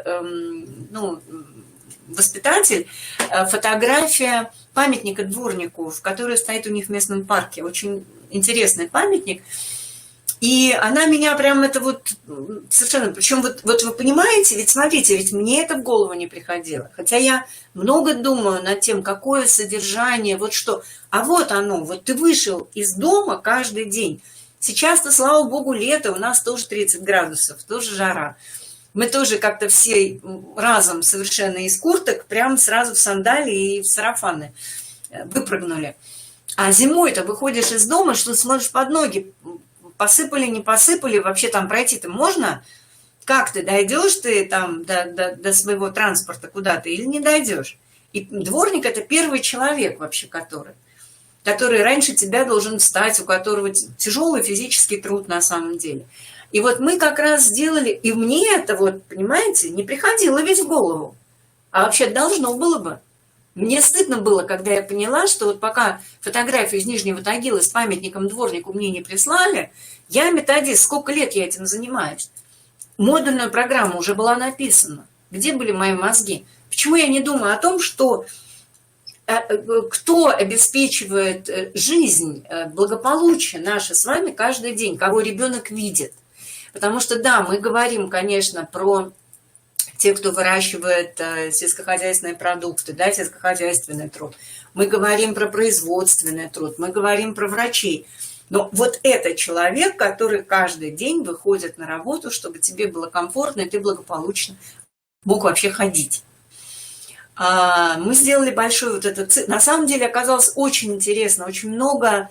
Во многих городах есть памятники дворникам. Они очень интересны с художественной точки зрения, потому что очень разные образы. Скажем, питерский дворник и московский дворник – это совершенно разные люди. У них разное орудие труда, они по-разному одеты, они принадлежат к разным эпохам. Понимаете? То есть это цикл, который оказался очень таким полифункциональным. У нас там очень много разного материала, но вот это как раз вариант того, что мы смотрим вблизи, вот этот патриотизм вблизи, когда мы связаны реально друг с другом вот этими невидимыми социальными связями, ниточками. От того, как работает дворник, зависит наше благополучие, когда мы вышли на улицу зимой, или наш эмоциональный комфорт, когда мы вышли на улицу весной или летом. Чисто ли, красиво, приятно ли нам.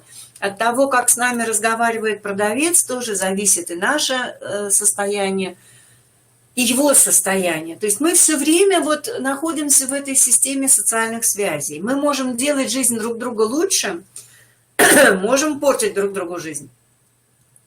И об этом очень любят говорить дети старшего возраста, 5-6 лет. Потому что это специфика. Им очень интересны отношения. Вот это тот возраст, когда им очень важны отношения, интересны отношения. Они хотят научиться строить отношения.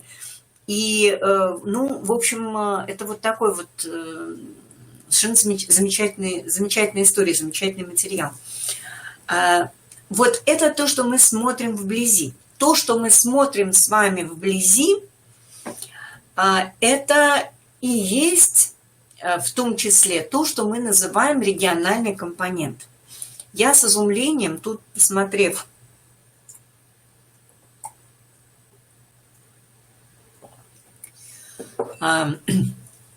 ответы людей на вопросы, обнаружила, что очень многие педагоги, похоже, не понимают, что такое региональный компонент.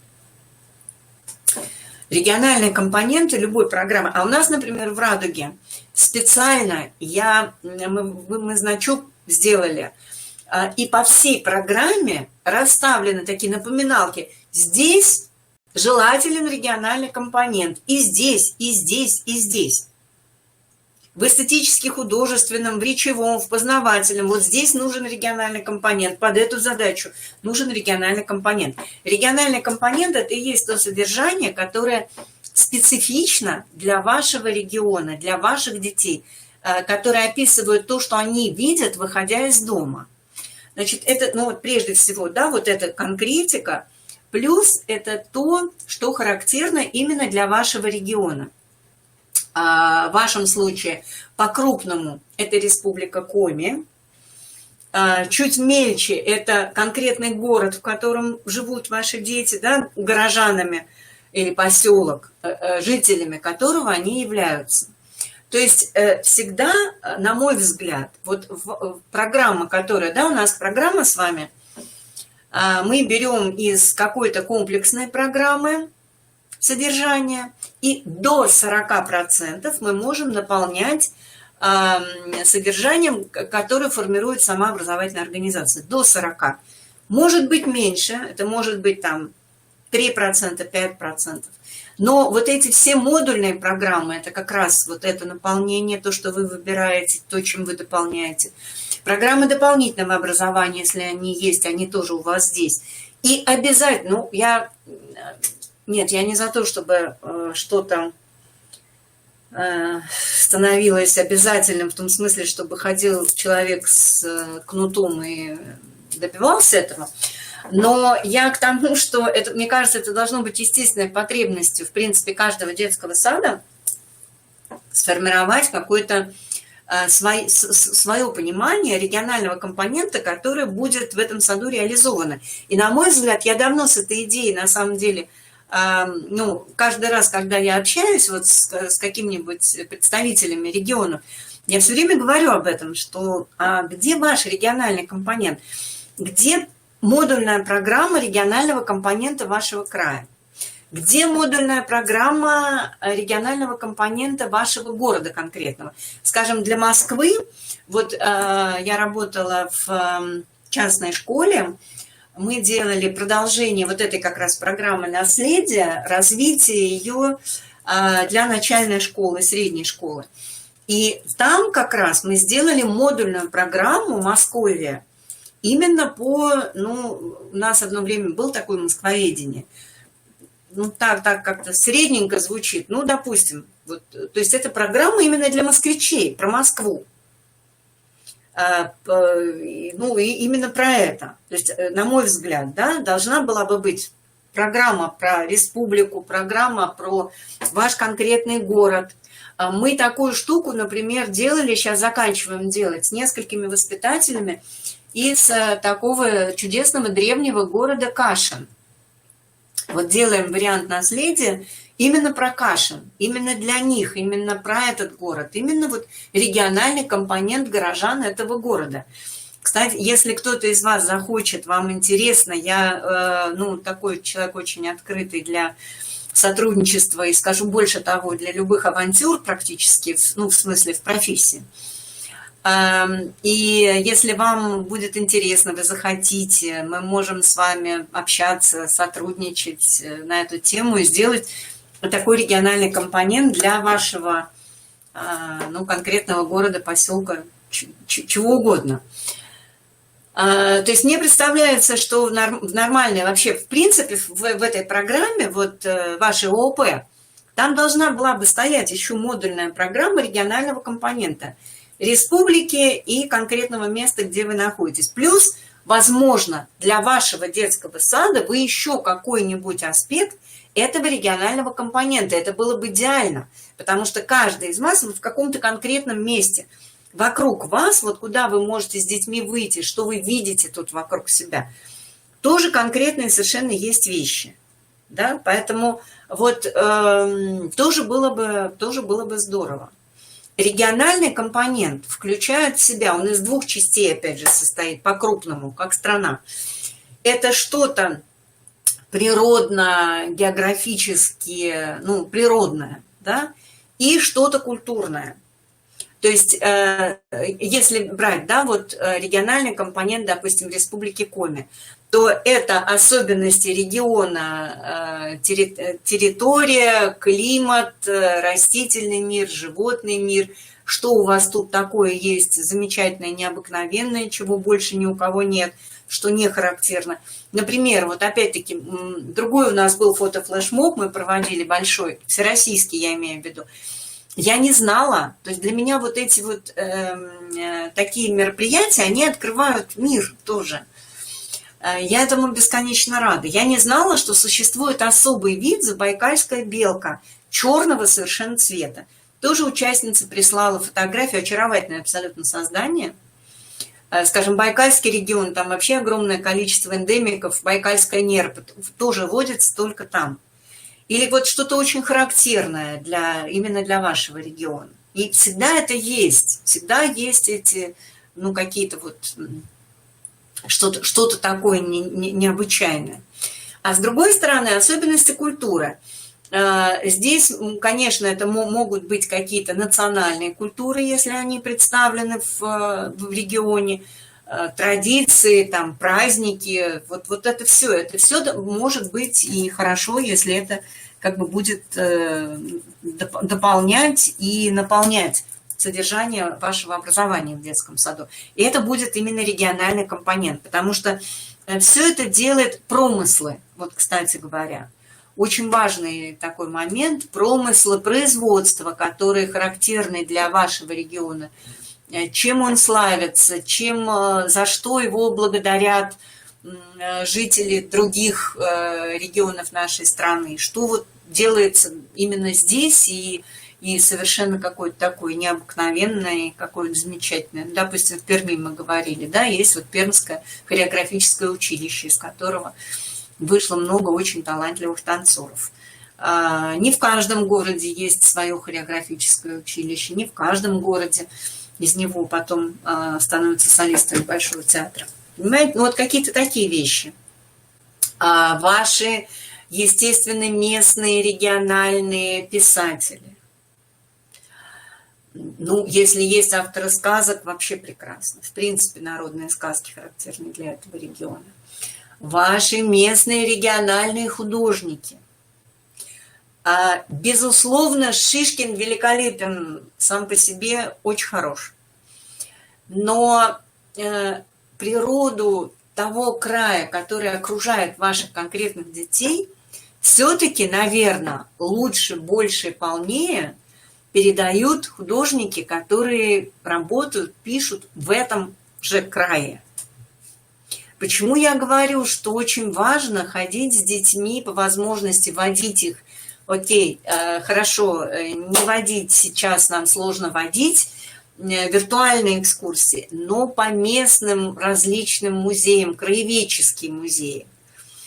Вот это совершенно такой кладезь, да, и который дает именно представление вот о том месте, где мы находимся, именно дает возможность наполнять вот этот региональный компонент.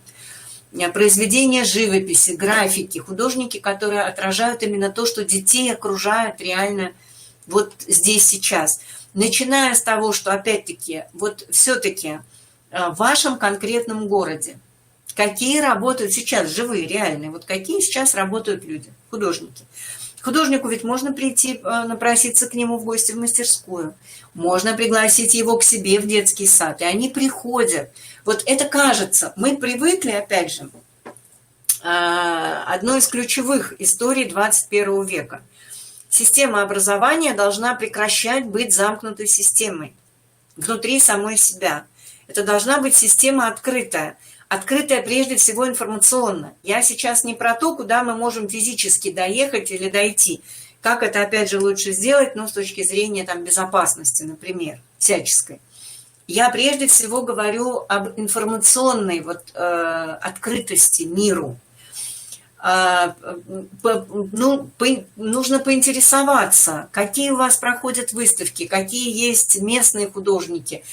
Прекрасный, очень интересный пласт, тоже совершенно современный. Вот отдельно тоже мы говорили с Татьяной Валерьяновной, мне думается, что очень большой ресурс есть образовательный у фотографии на сегодняшний день, потому что фотография – это особый вид искусства, это вид именно искусства.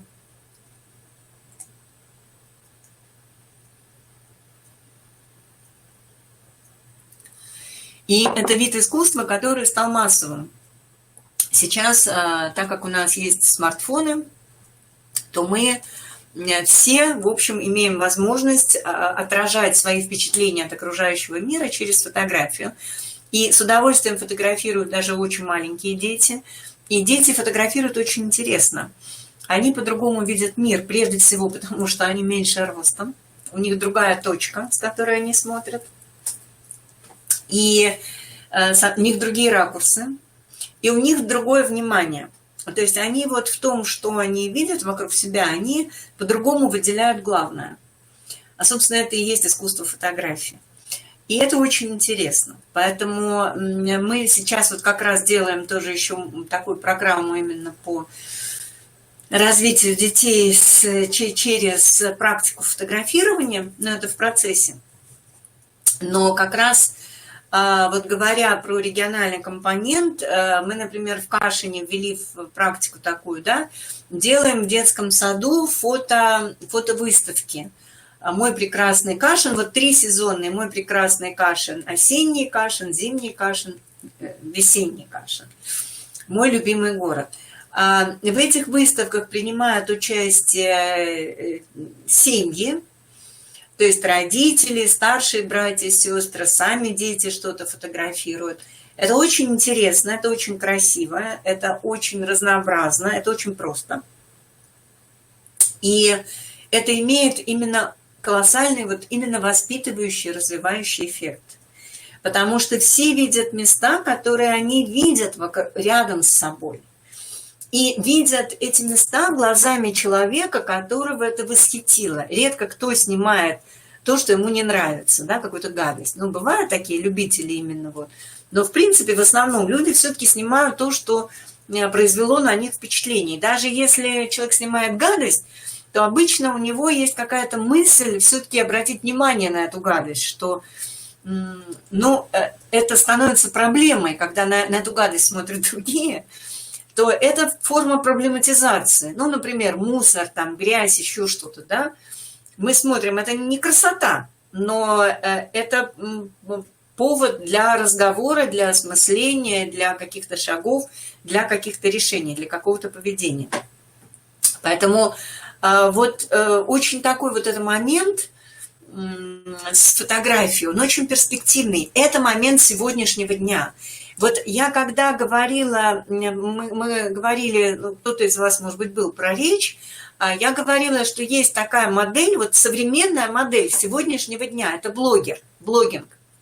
Да? Это рассказ на видео, на камеру, короткий рассказ о чем-то.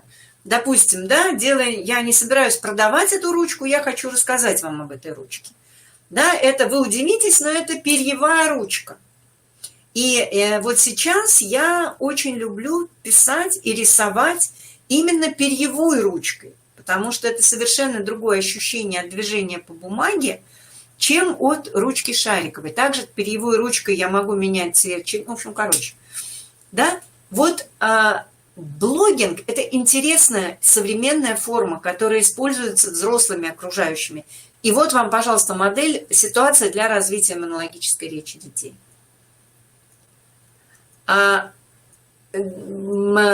Тут специфика в том, что как бы с одной стороны это диалог по, ну, как бы смыслу, да, то есть, но при этом я рассказываю кому-то, то есть по форме это речь чисто монологическая.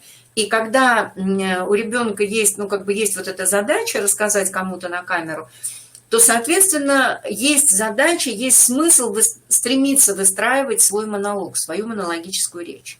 И очень много примеров можно посмотреть в сети.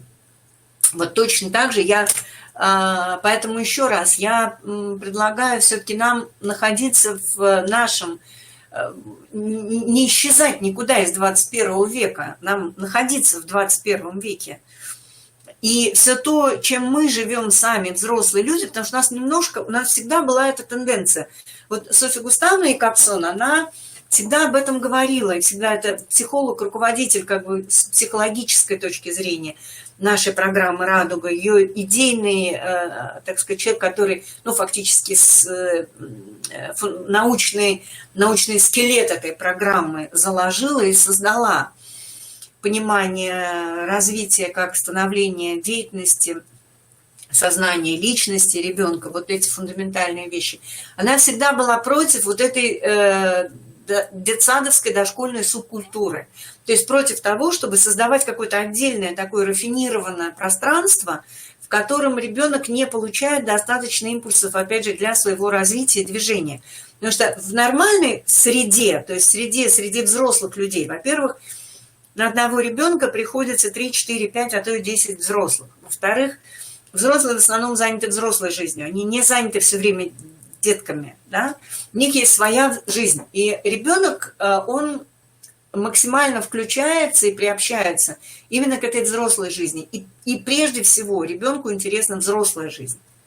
Это важный момент, это тоже как бы касается вот воспитания, социализации. То есть, в принципе, во многом мы за то, чтобы, насколько это возможно, современную жизнь, вообще, в принципе, да, жизнь взрослых людей, ее максимально, ну, как бы, чтобы она была представлена в детском саду. Не создавать искусственное вот это какое-то тепличное замкнутое пространство красивых игрушек каких-то и какой-то вот такой вот, ну, детской жизни, в которой нет какого-то развивающего, интересного, ну, взрослого по импульсу, скажем так, откуда оно пришло, содержание.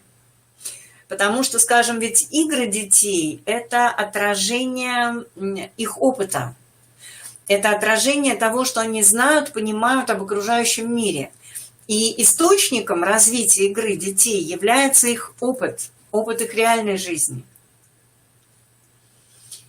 Если опыта реальной жизни никакого нет, то, ну, непонятно во что. Ну, опять-таки, если нет опыта реальной жизни, дети начинают играть в сюжеты там, мультфильмов, например, или в сюжеты сказок. Ну, то есть сюжеты, которые они просто берут из художественной уже реальности, да, они могут брать их оттуда. Но, в принципе, изначально сама по себе сюжетно-ролевая игра, ее смысл – это отражение реального опыта детей, воспроизведение, отражение, переработка, осмысление, трансформация.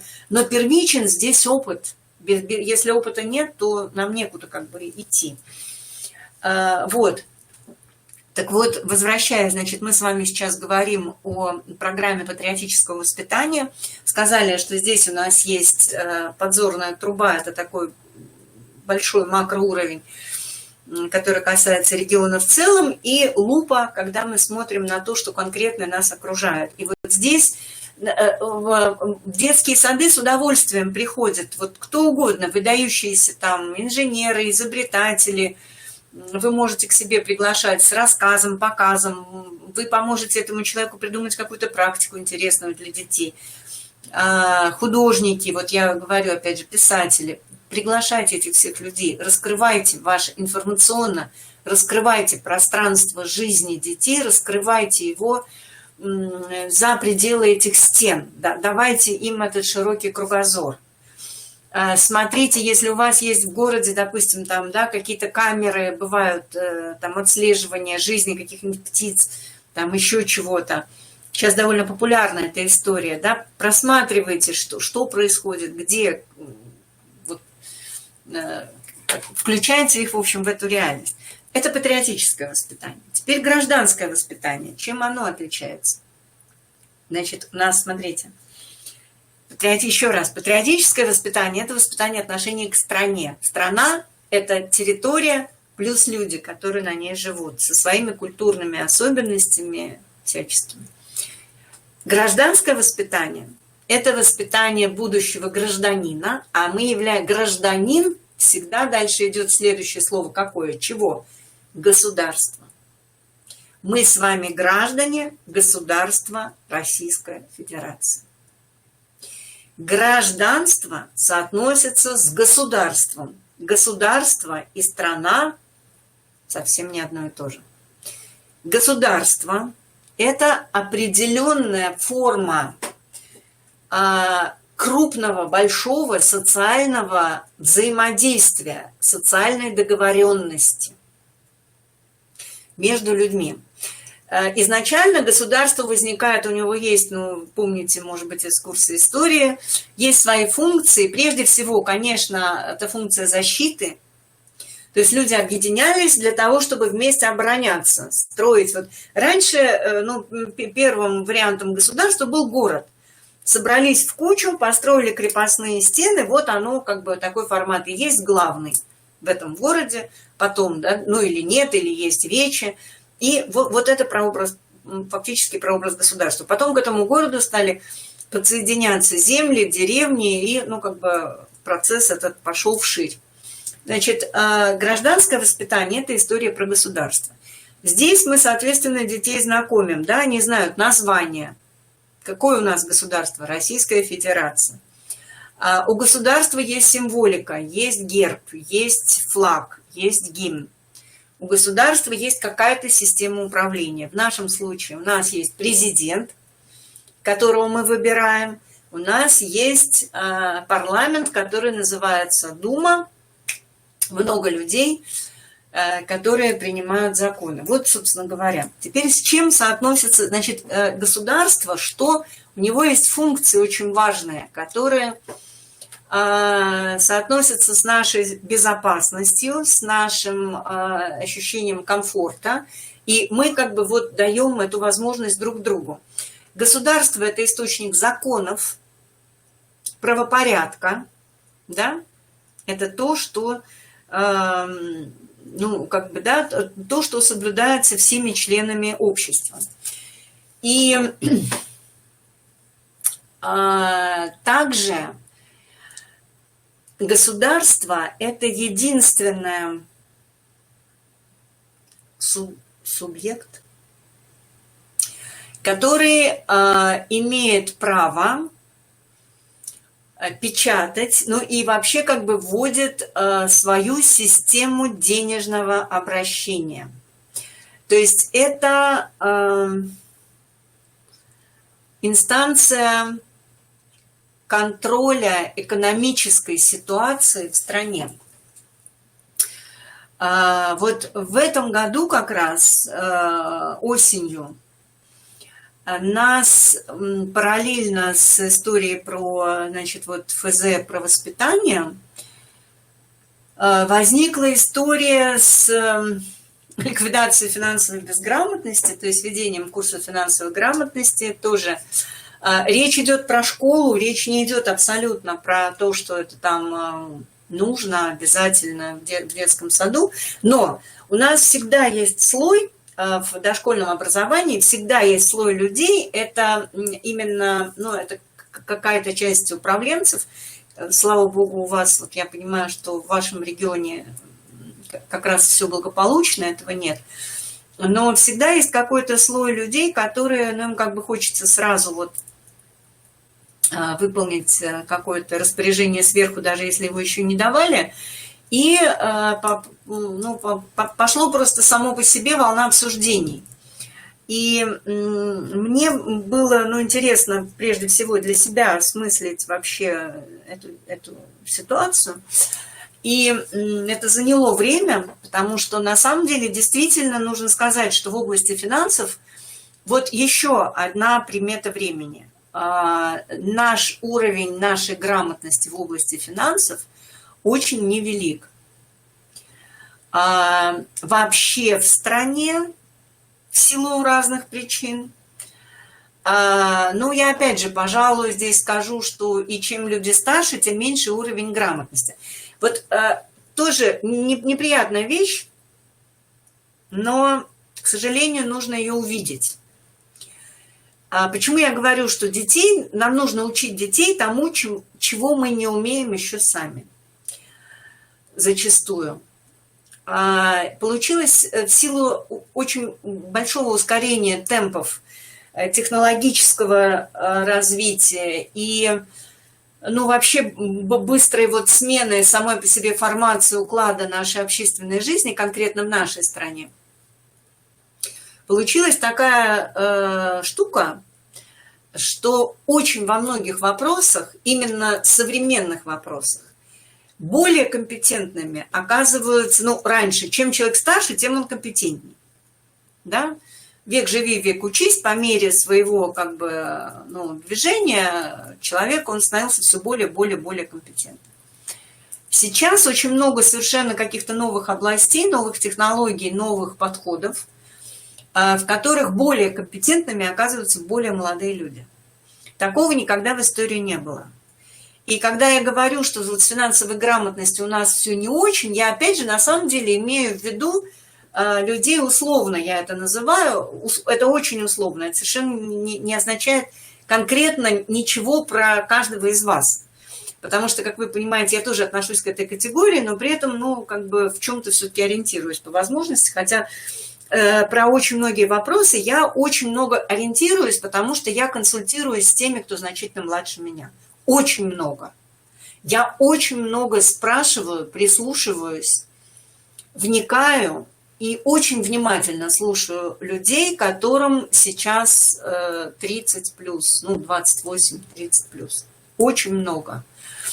Те люди, которым там, опять же, условно, вот старше 40, во многих вопросах, вот именно которые конкретно современные, их компетенции могут быть ниже, чем компетенции более молодых. В частности, то, что касается финансов. Почему? Потому что очень тесно сейчас это связано с различными мобильными, электронными платежными системами, продуктами. В общем, в это во все особо вникать. Нам в системе образования, честно говоря, вообще особо много ничего там понимать не надо, потому что у нас есть фиксированная зарплата, у нас есть, ну, как бы она в таких пределах, что нам во что там вкладывать ли сегодня деньги в золотые прииски там на Аляске, у нас не стоит с вами вопрос. Поэтому, ну, вот на самом деле, как правило, уровень нашей собственной здесь понимания этой истории, он такой очень, ну, стартовый, базовый, скажем так. Но самое главное, что я поняла в процессе размышлений на эту тему, что в этом вопросе тут речь не про то, чтобы детям чему-то их научить, да, в области финансов.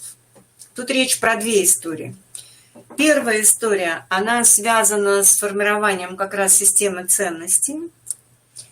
И я с изумлением обнаружила, послушав разные там курсы и разговоры о финансах для более старших возрастов, я с изумлением обнаружила, что нигде этот разговор не начинается с того, что кажется вообще абсолютно, ну, как бы аксиомой, что любой процесс финансовый, он начинается с точки труд.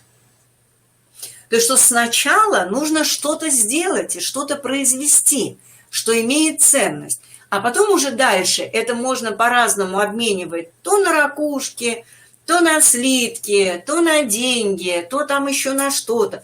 Но в основе любой экономической истории лежит труд, не движение денег между собой. Потому что когда ты слушаешь вот чисто оторванные эти курсы, то полное ощущение, что, ну, знаете, есть это выражение, да, деньги делают деньги. Ну, отлично, а как, они-то, может быть, там, а как люди-то жить будут? Понимаете? То есть в истории про деньги нужно не забывать людей. Вот это очень важная штука.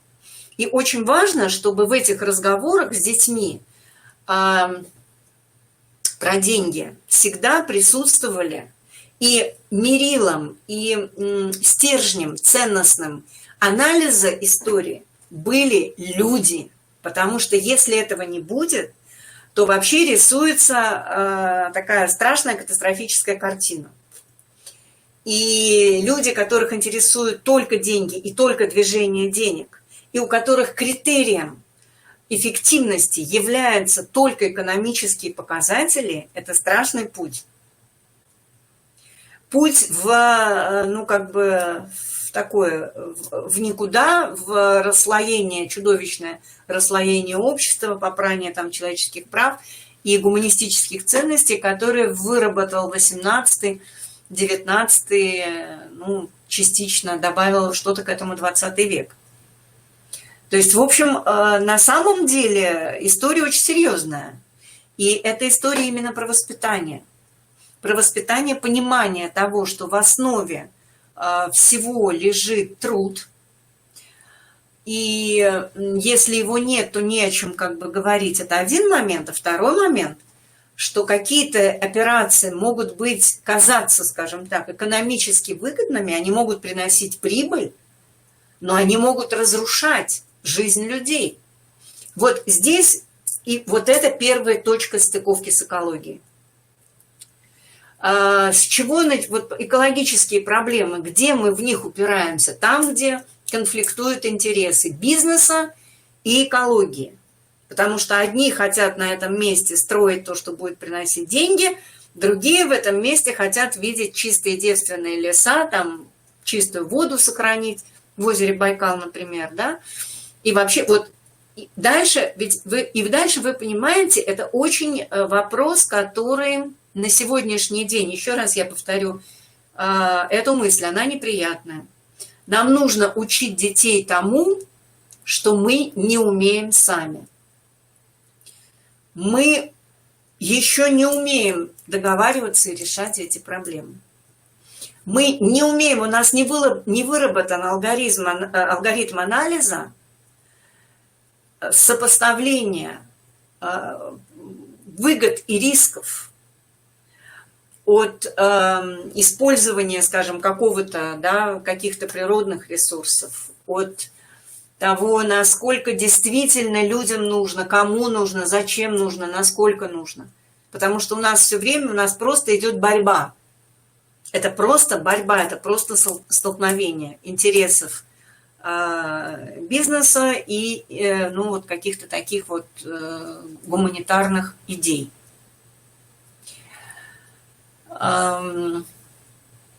Это первый момент. Значит, что все-таки мерилом вот новость какая-то, внедряют новую систему финансирования.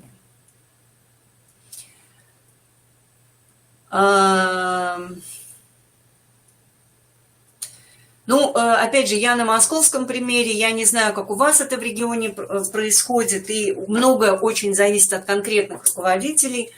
Я на примере Москвы, да. Новая экономическая модель, подушевое финансирование детских садов от, как бы, да, вроде бы все логично. Деньги идут за ребенком, от ребенка сколько детей, столько денег дают детскому саду, это одна история. Вторая история – это укрупнение единиц управления, как у нас вот эти холдинги огромные, там, когда по 10 учреждений под одним руководителем, там, где, ну, дошкольников как бы вообще не найти. Что это дало? С точки зрения экономики, безусловно, зарплаты педагогов выросли в разы. И у нас сейчас более чем достойные зарплаты воспитателей, просто великолепные зарплаты воспитателей, роскошные зарплаты воспитателей. И это, безусловно, плюс. И у меня нет никакой идеи, как это можно было бы сделать по-другому, заметим. Да? То есть вот это получилось, это есть, и это здорово, это хорошо, это прекрасно. Что мы имеем на другом полюсе? Мы имеем перезаполненные группы, потому что у нас даже по Санпинам группы рассчитаны на 25 детей, ну, метражи просто типовые, да, они на 25 детей, в группах 35. Это даже вот, да, не касаясь. А то, что касается педагогики, это тоже мы в свое время в «Радуге» мы обсуждали, смотрели мировые нормативы. Ну, там, в общем, понятно все, что, в принципе, чтобы все было, ну, управляемо с педагогической точки зрения, и чтобы все было эффективно, в группе должно быть 20 детей. Старший возраст, естественно, я имею в виду старший подготовительный возраст. Младший возраст где-то 15-17. Ну и ранний возраст, понятно, что где-то 8-9. Вот так это может работать. Иначе это, ну, просто не работает. Там нельзя говорить ни про какую, ни в ГОС, ни индивидуализацию, ни про что мы не можем. 35 детей – это просто обеспечить их, ну, выживаемость, просто обеспечить их безопасность. Поэтому, значит, мы имеем сейчас по 35 детей, и мы имеем катастрофическое снижение качества образования. Потому что, почему, вот на самом деле не знаю почему, потому что вообще никого не интересует методическая работа, никого не интересует, что там происходит, всех интересует, опять же, вот вопрос, все переключились на размышления экономического порядка. Есть профессии, в которых, ну, никак, все, что касается вообще области культуры, об этом, кстати, прекрасно в свое время, опять-таки, писал основоположник вальдорфской педагогики Рудольф Штайнер. Он говорил о том, что все, что касается области культуры, не может самой себя обеспечивать. Это обязательно должны быть дополнительные экономические, да, должны быть вливания из других сфер в сферу культуры, должна быть инвестиция в культуру, потому что культура – это духовная жизнь человека. Для чего человек строит всякие там фабрики, заводы, да, вот для того, чтобы у него была какая-то его культурная, духовная жизнь. И поэтому должно происходить вот это движение, в том числе финансовых средств обязательно. Не может культура сама себя окупать, потому что как только ставится эта цель, что она должна себя окупать, тут же мы резкое падение уровня культуры вообще. Потому что, ну, что себя лучше всего окупает, понятно. Что-то самое примитивное, самое простое, понятное любому, ну, и так далее, и так далее. То есть, ну, дальше многообразные сериалы с рекламой через каждые 5 минут. Вот, отлично работающая совершенно модель. Но как-то вот немножко не все потребности человека, духовные, эмоциональные, закрывает. Поэтому очень важный момент – это понимание, вот, как говорят, деньги – хороший слуга, но плохой хозяин. Очень важный вот этот момент и это понимание. Понимаете, когда мы жили с вами, опять же, вот вернемся, да, в пионерское время, не стояло вообще, у нас нет опыта вообще размышления, разговора с детьми на эту тему. У нас максимум был размен монет на математике, все. Потому что там думать было не о чем. Там все было абсолютно, ну, как бы, зарплата и зарплата. Какую дали, такая есть. Ну, как-то ты ее тратишь. Все.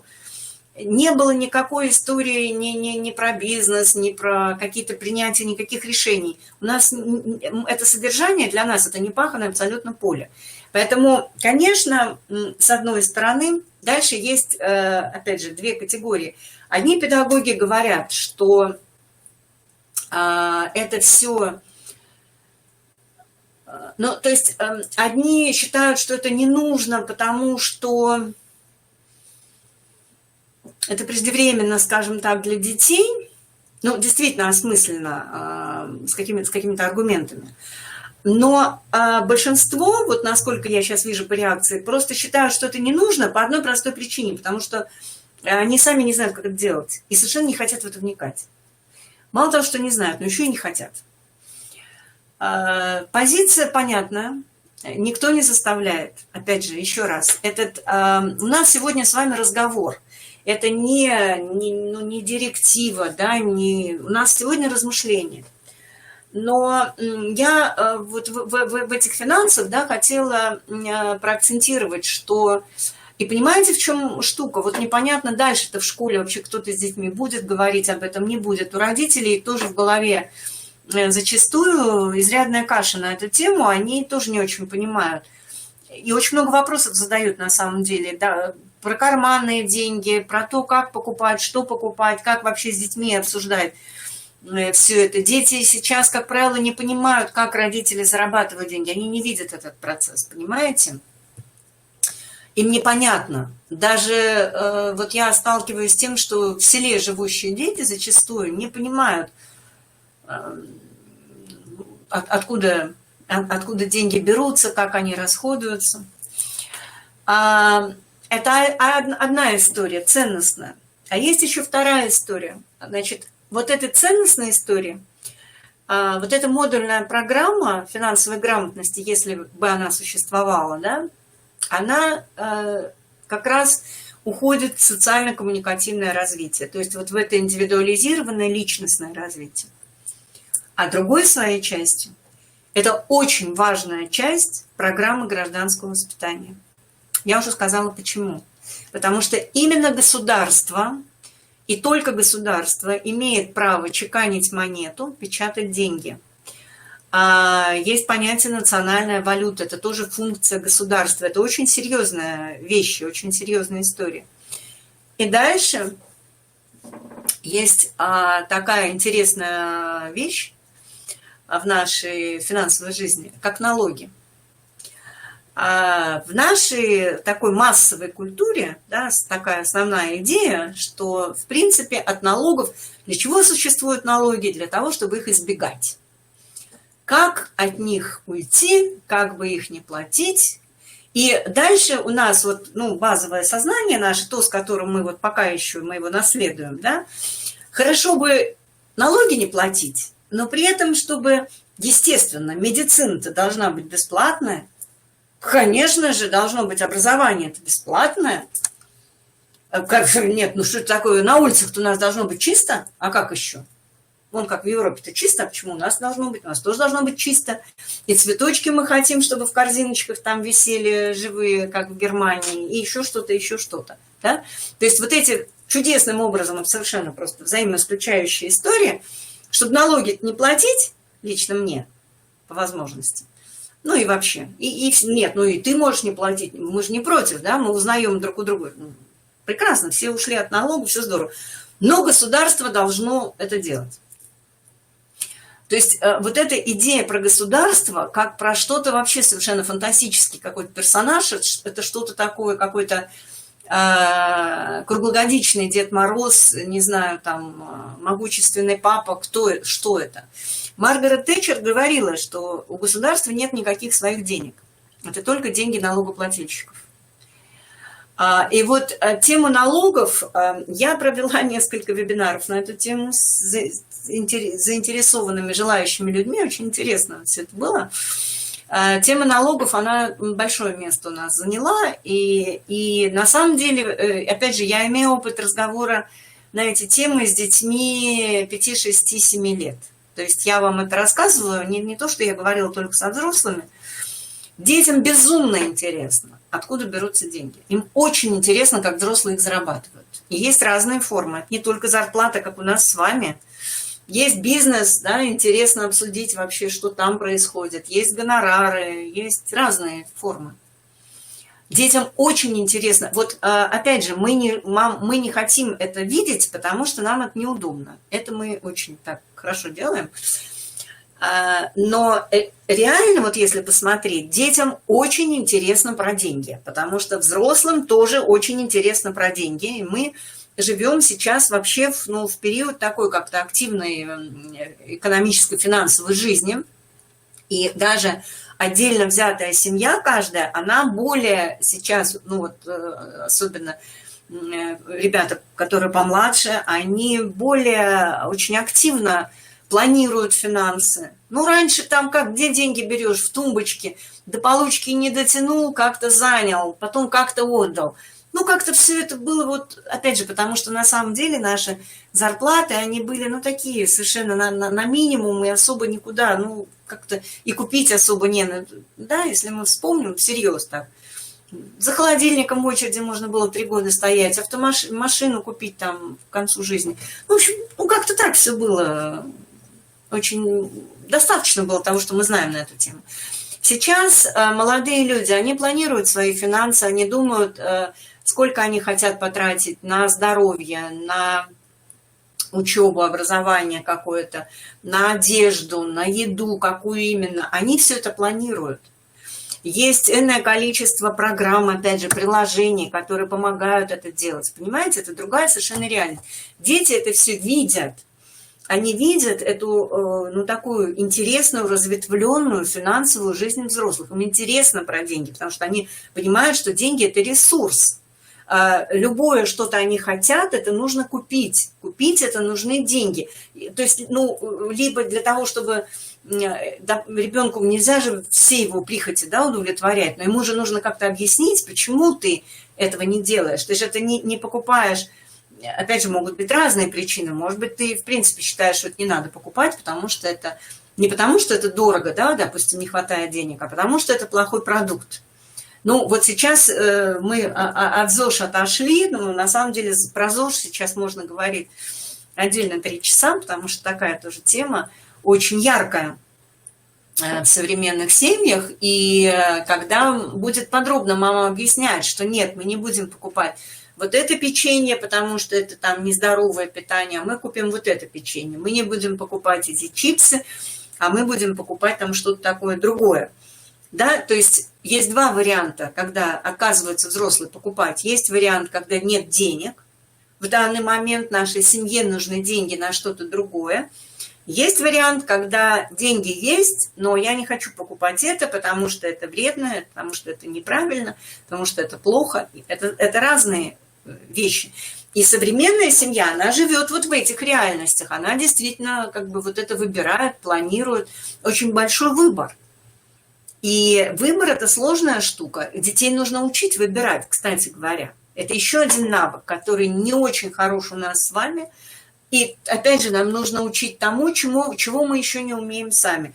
Хорошая новость в том, что у нас есть шанс научиться вместе с ними.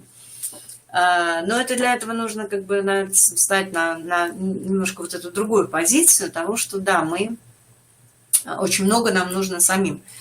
Выбирать, вот опять-таки, выбирать еду для начала, да, что ты выберешь, вот у тебя есть там какое-то всякое разное, что ты выберешь для себя из еды, что ты выберешь из одежды, что ты выберешь из игрушек. И это хорошая практика, допустим, у тебя есть какой-то определенный ресурс. Финансы – это тоже ресурс, который ты можешь истратить. Вот на что ты их купишь ли ты там мягкие игрушки, конструкторы, микроскоп, книги, что? Это интересно. И человеку нужно уметь выбирать, нужно уметь понимать, что ну, как бы нельзя просто взять все, что потребление, оно имеет тоже, как бы, потребление предполагает, что ты отдаешь в обмен что-то, обмен ресурсом. Никогда не было, еще никогда в истории нашей страны не было таких возможностей выбора в потреблении абсолютно всего. Поэтому, опять-таки, у нас нет и привычки, такой вот наработанной привычки выбирать. Те, кто помладше, у них эта привычка лучше, больше есть. Они им не лень, они раскапывают, они совершенно по-другому осуществляют поиск, например, чем те, кто старше. Да, они заходят на форумы, они смотрят отзывы, они смотрят рейтинги. У них есть как бы готовые такие места, куда они обращаются за опытом других людей в выборе чего-то. У тех, кто старше, у нас нет этой привычки. Мы открыли, посмотрели, попробовала творог, нравится, купила. Понимаете, вот без таких подробных этих историй. Но детям современным, да, им нужно уметь ориентироваться, им нужно привыкать к тому, что выбор всегда очень большой. И нужно ориентироваться в этом, исходя из своих приоритетов, знать, опять же, свои приоритеты и выстраивать эту всю историю. Так вот, возвращаясь, значит, к гражданскому воспитанию. Я в результате, вот, ну, это меньше года, ну, вот анализа и вообще работы в этой теме, я пришла к очень такому глубокому, фундаментальному убеждению, что представление о налогах, вообще налоговой системе, это очень важный компонент воспитания гражданственности в современного человека, современного ребенка.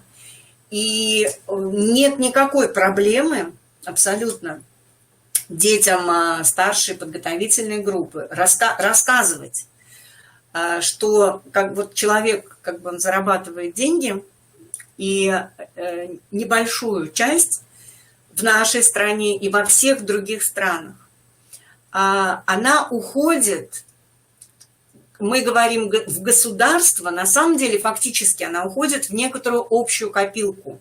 Люди договорились, вот, да, как живет государство. Люди договорились, что мы будем жить по единым законам, то есть у нас не будет каждый придумывать, можно ли заходить в чужую квартиру. У нас есть законы, мы живем по этим законам. Люди договорились, что часть денег мы отдаем в копилку. Теперь очень интересная вещь. Я пока вот с этим, да, я поняла, что у нас все время какие-то идут разговоры о том, что у нас такие налоги, половину зарплаты я отдаю государству, а где что? Какую половину зарплаты? О чем речь? У нас из нашей зарплаты мы с вами платим один единственный налог. НДФЛ. Налог на доходы физического лица. Он составляет 13%. Если сравнить налог в России с налогами в других странах, вас должно охватить ликование. Потому что средние цифры 25-35 до 50% подоходного налога в развитых капиталистических странах европейских. У нас один из самых низких налогов. Вообще, сейчас я тоже думаю, как-то не знаю, как это оформить, но в рамках, наверное, это все-таки программа гражданского воспитания. Детям нужно давать какие-то представления вообще о законах. Потому что те правила, нормы жизни группы, например, которые мы у себя устанавливаем, мы в «Радуге» их устанавливаем, я большие читаю семинары на тему, почему эти нормы жизни группы именно такие. А именно норм таких у нас всего 3. Это 3 запрета, чего нельзя сделать. Первое. Нельзя бить и обижать других детей. Никому, никогда, ни при каких обстоятельствах. Из этого вытекает, что не работает, не пропагандируется, мы не обсуждаем варианты дать сдачи. Мы не называем ябедами тех, кто идет и сообщает воспитателю о том, что его обижает другой ребенок, потому что это абсолютно правильное действие. Когда вас кто-то обижает на улице, вы тоже обращаетесь в полицию, а не достаете автомат и расстреливаете того, кто вас обидел, или там, расправляетесь с ним физически. Потому что во всех случаях ответных вот таких вот проявлений второй человек тоже становится нарушителем закона. И, значит, нельзя бить и обижать других детей. Как этого добиваться – отдельный разговор. Второе. Нельзя без разрешения брать вещи других детей. У нас в группе допускается, что у детей есть личные вещи. Естественно, это одежда, это могут быть какие-то игрушки, это могут быть книги. Дети могут приносить их с собой. Но без разрешения того, кто это принес, никто не имеет права, включая педагога, брать и использовать эти вещи. И ребенок не обязан ни с кем ничем делиться. Это его личная вещь. Это мое кольцо. Я не должна никому давать его поносить. Я его дам только вот этой девочке, потому что мы подружки, мы с ней поменяемся, ей я дам. А вот этому мальчику, который все время меня по голове лупит, я точно не дам ничего из того, что и книжку свою я тоже ему не дам, и книжку не дам, и ничего не дам, потому что не хочу, потому что это мои личные вещи. В обществе современном всегда у людей есть личные вещи, есть личное пространство. Когда годовалый ребенок приходит, с ним приходит в гости, никто не разрешает ему лазить по всем шкафам, по всем сумкам и так далее. Ему объясняют, что это чужое, это нельзя. Когда он дома, то в норме ему все это разрешается, потому что это его дом, это его пространство. И здесь он может залезть везде, куда угодно. Ну, здесь у разных семей разные свои порядки устанавливаются. Я считаю, что дома, в принципе, все пространства для всех, они, ну, органичны, если они открыты, доступны, и все это можно. И нужно сделать так, чтобы это было безопасно, сообразно возрасту детей, которые растут в этой семье. Но когда мы приходим в гости, то там нельзя, потому что это чужое. И третье, нельзя без разрешения ломать и портить продукты, результаты труда других детей. Вот это тоже, все эти три нормы имеют прямое, они напрямую соотносимы с законом, с теми требованиями, которые закреплены у нас в Уголовном гражданском кодексе Российской Федерации. Это требования, которые ровно так же выполняют взрослые люди. И вот это понимание того, что люди не делают все, что взбредает им в голову, есть какие-то, опять же, есть вот эти границы, есть законы, есть рамки. Это очень важный момент социализации ребенка, в его вообще формировании, его адекватности. В принципе, вот это понимание границ допустимого и недопустимого поведения, но в частности это вот касается и социальных норм тоже. Значит, вот здесь появляется сама по себе вот эта идея закона. И налог, уплата налога – это одна из обязанностей человека. И это способ, которым мы живем вместе как единое государство. Государство нас, в принципе, опять-таки, защищает, лечит, учит, плюс-минус, то хуже, то лучше, то больше, то меньше, там всяко, да. Но мы договорились, что мы это делаем вместе.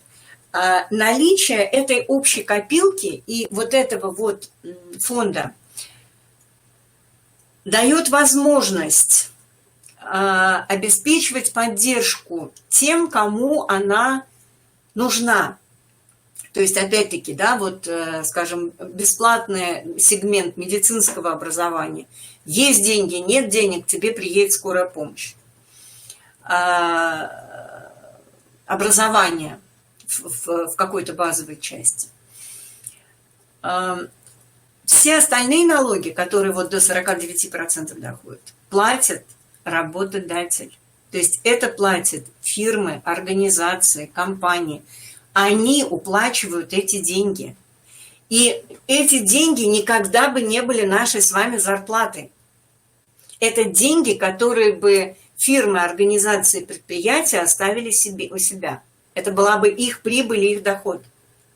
Поэтому очень мне так представляется тоже неплохо, чтобы дети, ну, понимали, что они живут, в принципе, в очень социальном, в очень комфортном государстве. У нас очень плохо поставлена работа сейчас средств массовой информации. Мы очень о многих прекрасных вообще вещах, которые делаются государством для граждан, мы ничего не знаем. Мы все время узнаем катаклизмы, беды, катастрофы, все плохо, и этим полны средства массовой информации, и печатные, и видео. И, к сожалению, вот в пионерское время все было ровно наоборот. Там все время рассказывали про то, как все здорово, и ничего не говорили про то, как все плохо. Поэтому сейчас как бы вот это перекинулось в обратную сторону, и журналисты считают своим долгом, точнее, им вот почему-то как-то вменяют в их обязанность все время рассказывать что-то такое щекочущее нервы и раздражающее читателя. Хотя на самом деле есть очень много различных, в общем, достаточно дорогостоящих всяких программ. Например, у нас есть «Московское долголетие», по которому там пенсионеры огромное количество всего могут там учиться, заниматься, путешествовать, чего только не, которые, ну, стараются, но в принципе вот как-то стараются, я не знаю, не по тем каналам, что ли. То есть ты все равно все время больше слышишь про там, ну, что-то, что не нравится горожанам. и гражданам, чем вот про то вообще, чем действительно можно, нужно было бы гордиться, и вообще как-то вот действительно оно того, безусловно, заслуживает. Вот, поэтому, значит, вот все остальные вот эти деньги, да, это в частности выплаты, пенсионный фонд, как раз вот обязательное медицинское страхование, это выплачивают предприятия и организации. И очень важно, чтобы дети понимали, что действительно мы, все люди, которые, скажем, вот работают сейчас активно, да, складывают, ну, в часть отдают доходы на то, чтобы поддерживать и содержать наших бабушек, дедушек, прабабушек, прадедушек, старшее поколение, которые люди, и вообще людям, которым, допустим, физически им трудно, они заболевания, инвалидность, еще что-то, для поддержания других членов общества. И саму по себе вот эту идею, да, сама по себе это гуманистическая идея того, что людям нужно поддерживать друг друга. Это правильно, это хорошо, это по-человечески. Она лежит в основе этой финансовой системы. Можно же всего этого, ну, как бы, да, не собирать, и, ну, как-то, как каждый, кто как может. Очень важно показывать детям, что эта система между людьми существует, что она выработана, что на нее люди согласились. И что мы живем именно вот, и смысл государства именно вот в этом, в обеспечении координации этой взаимной поддержки, развития, движения. Естественно, что есть и функция, также остается функция защиты и обороны. Вот, поэтому в моей картине мира современного дошкольного образования модульная программа финансовой грамотности занимает свое место. Я считаю, что она, в принципе, нужна в перспективе. Именно как современная часть, именно с точки зрения двух вот этих аспектов. Гражданского, воспитания гражданственности и воспитания системы ценностей, формирования системы ценностей. Именно с этой точки зрения. Хотя, естественно, ну, абсолютно не обязательно. Так, это как бы здесь нам все ни к чему. Ну, вот дело в том, что да, дальше в этой презентации есть вот отдельно много всего про труд. Я думаю, что да, вот я хотела обратить ваше внимание, что формируя вот это отношение к труду, в нашей программе мы предлагаем отмечать хотя бы 2 праздника профессиональных. День воспитателя и День повара. Я считаю, что это очень правильно, очень важно, нужно. Это те люди, которых видят. Если у вас есть еще медработники, то День медработника. У нас во многих садах теперь этого нет. У нас во многих садах и поваров уже нет, потому что, значит, все на аутсорсинг. В общем, так. Но те, у кого есть, вот это те люди, которые каждый день заботятся о детях. И детям нужно об этом говорить, на мой взгляд. И определенную благодарность к ним. То есть не просто вот, а все-таки, да, сделать там открытки, не знаю, какие-то подарки, что-то, песню спеть, сходить. Ну, в общем, это уже другой вопрос, как. Но важно, чтобы это было. И точно так же вот те, кто у вас работают, дворники, кто-то еще. Это вот как раз тут ссылка на флешмоб, но это, в общем, все. Ладно, да, это... Да, вот, кстати, еще один очень важный момент в финансах. Это как раз про меценат и благотворительность. Это такие замечательные примеры людей, реальных людей, которые... И вопрос вообще, как человек может распоряжаться финансами, да, которые доходы направляли на развитие, собственно, они обеспечили такой расцвет и сохранение русской культуры, российской культуры. И вообще сама по себе вот эта практика благотворительности. Мне думается, что детям нужно про это рассказывать много, подробно, красиво, интересно. Это такие важные аспекты современной жизни.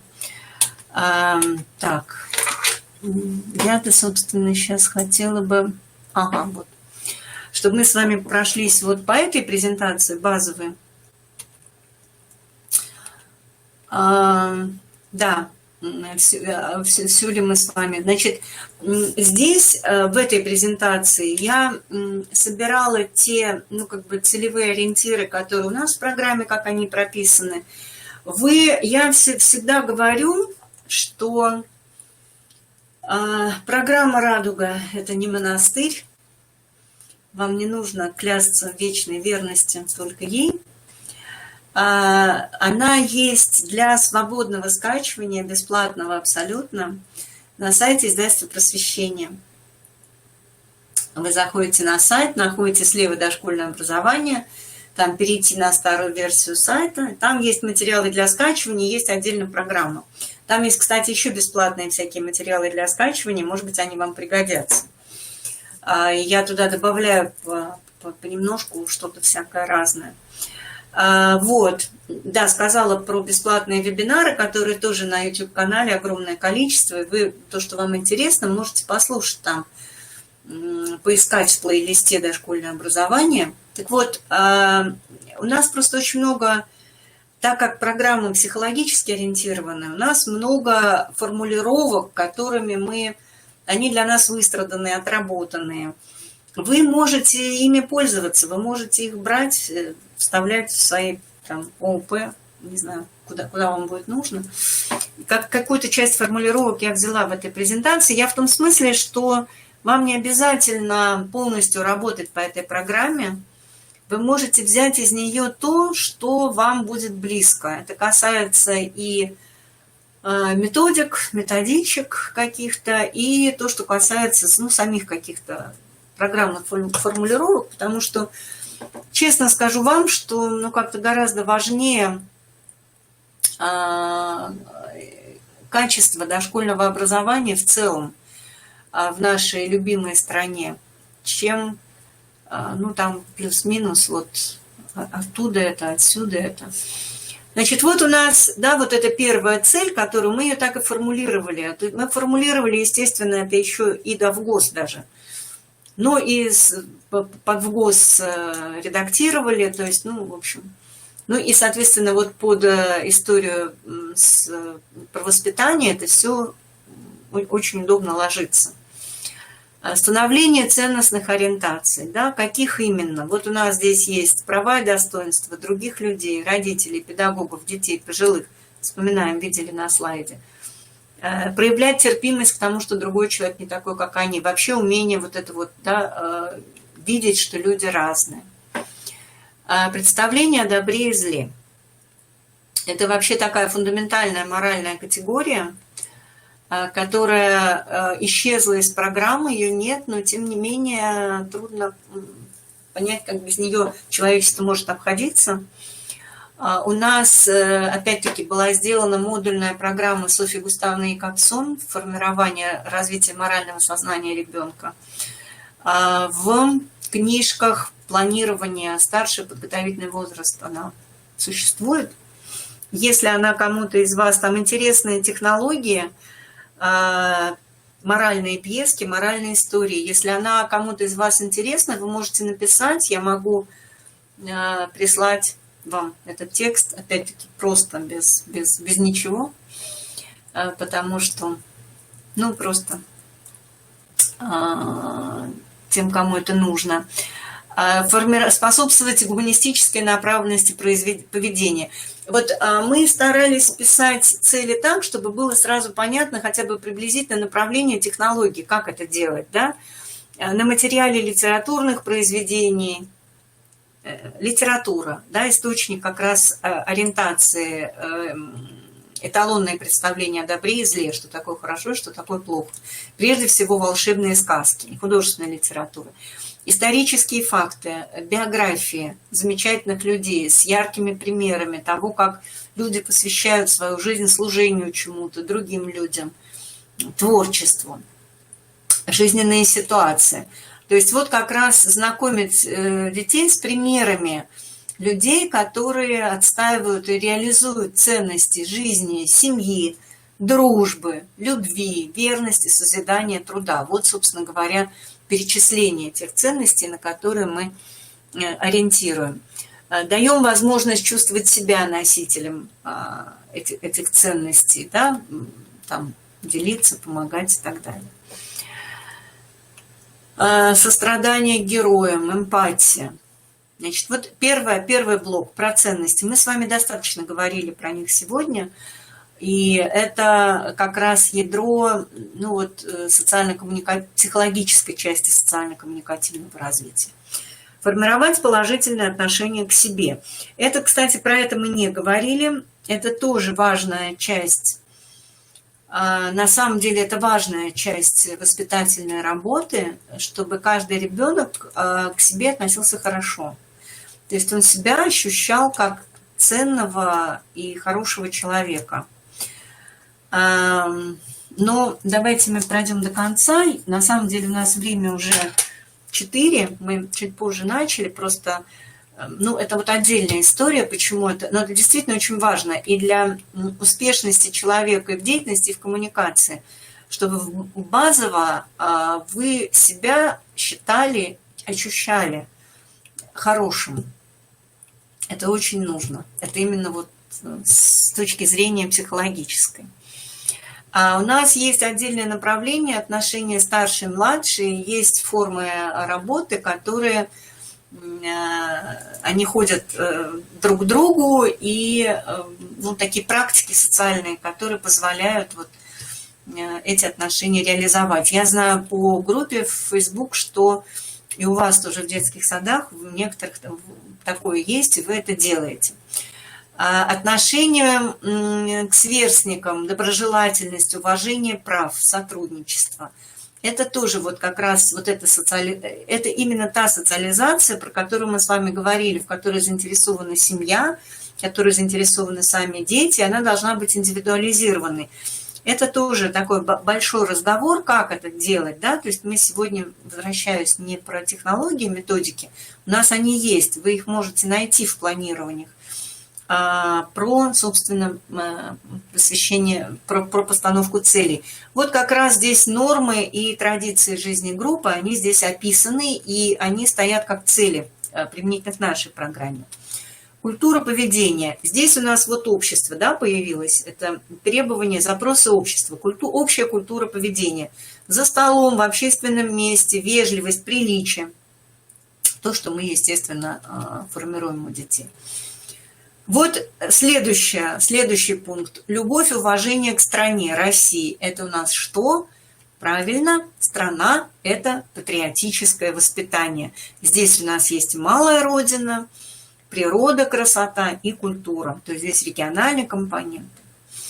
Дать представление о государстве. Это у нас что? Да, правильно, это гражданское воспитание. Значит, это блок гражданского воспитания. Ценность безопасности и процветания нашего государства. Уважение к различным культурам. Ну, здесь я вам показала методичку, которая есть у нас на эту тему. И социализация как таковая. Ну, собственно говоря, все. Вот, это я, может быть, знаете, у меня просто оно немножко там формат поплыл. Я почему еще так долго с этим? Мы разберемся с презентациями. На этом как бы все, что я планировала вам показать из этих. Потому что дальше просто я вам скажу, те же самые слайды, просто они перекорежены. Я хотела собрать это в одну, и поплыл формат. Поэтому там дальше то, что вы уже видели. Вот что я хочу сказать. Ничего от вас не скрываю, не прячу. Оно просто мелкое и некрасиво. Потому что макет другой был. Есть ли у вас какие-то вопросы?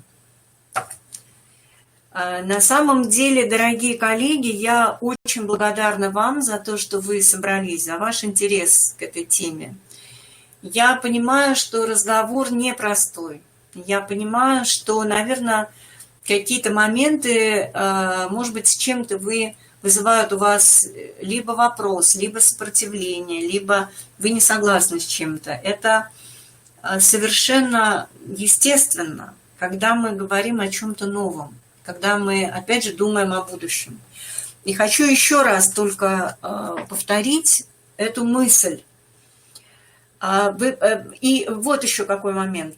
Понимаете, кроме нас с вами сейчас особо на эту тему получается, что думать, ну не то чтобы некому, но не все еще хуже понимают, как думать на эту тему. Потому что родители в вопросах воспитания, я все время с этим сталкиваюсь, очень часто они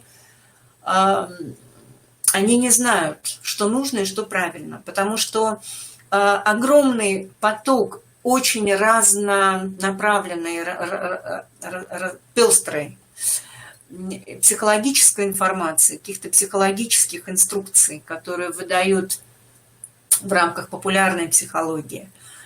И родители сами теряются, что такое хорошо, что такое плохо, что нужно, что не нужно, что полезно, что вредно, что в каком возрасте, что зачем. То есть семья сейчас не является зачастую каким-то таким надежным фундаментом вот воспитания общества как чего-то единого целого. Там очень много очень отличающихся взглядов, личных точек зрения, позиций, чего-то такого, ценностей. И очень часто родители сами, они наоборот приходят к нам, ну, к психологу, конечно, приходят, для того, чтобы разобраться в том, а как оно все-таки будет наиболее здоровый и логичный, разумный, правильный вариант.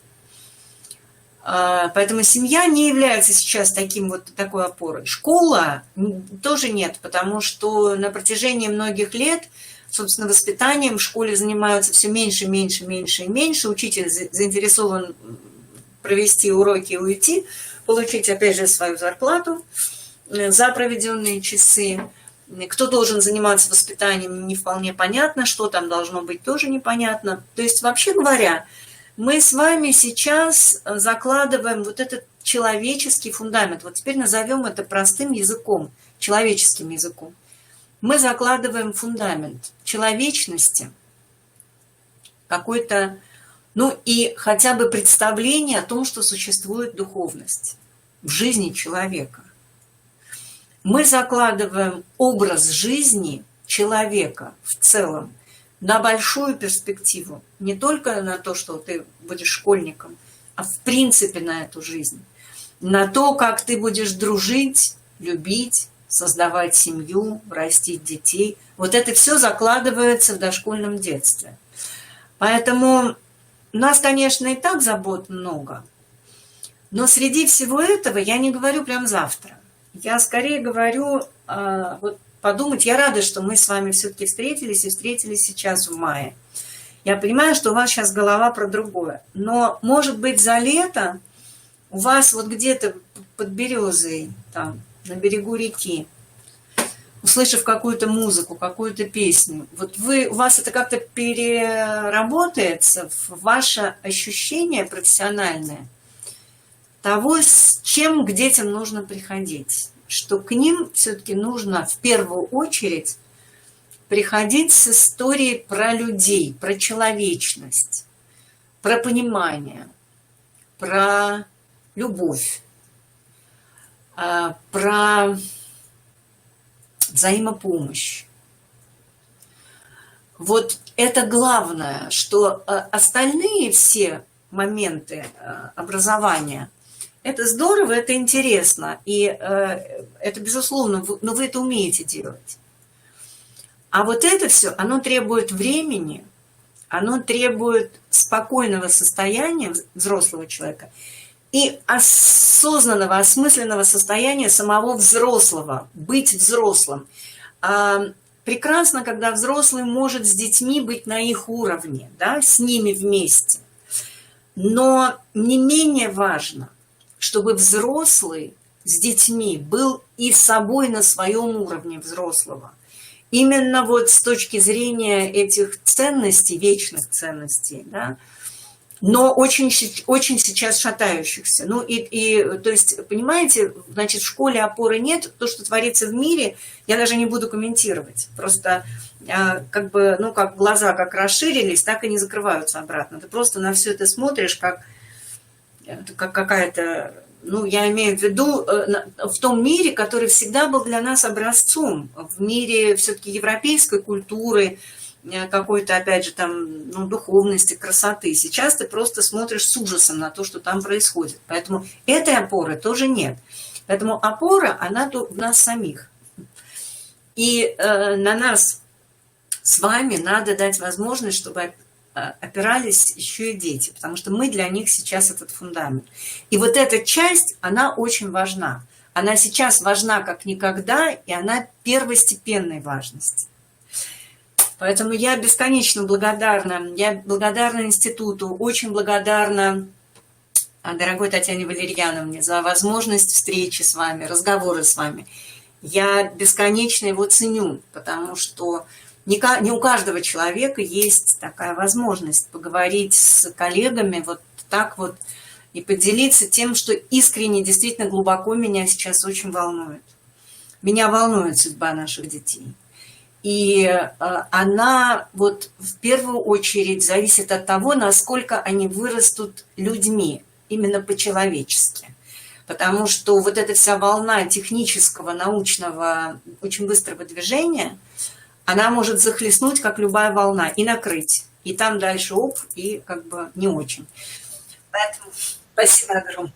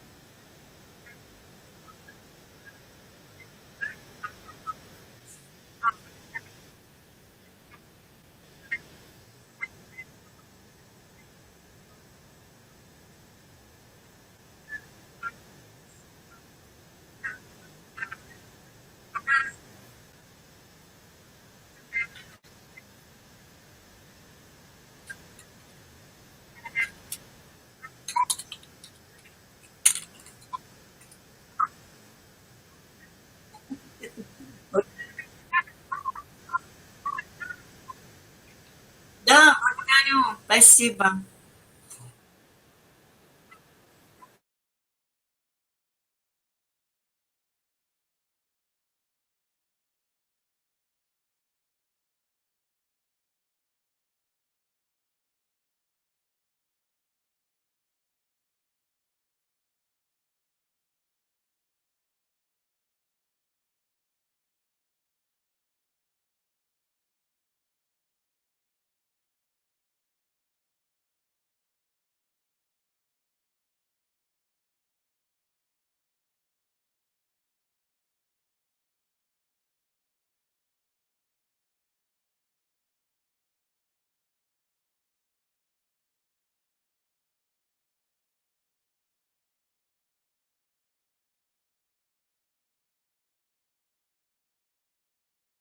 Сады, ваши души, ваши сердца. До новых встреч. До свидания. Спасибо всем большое. Всего доброго.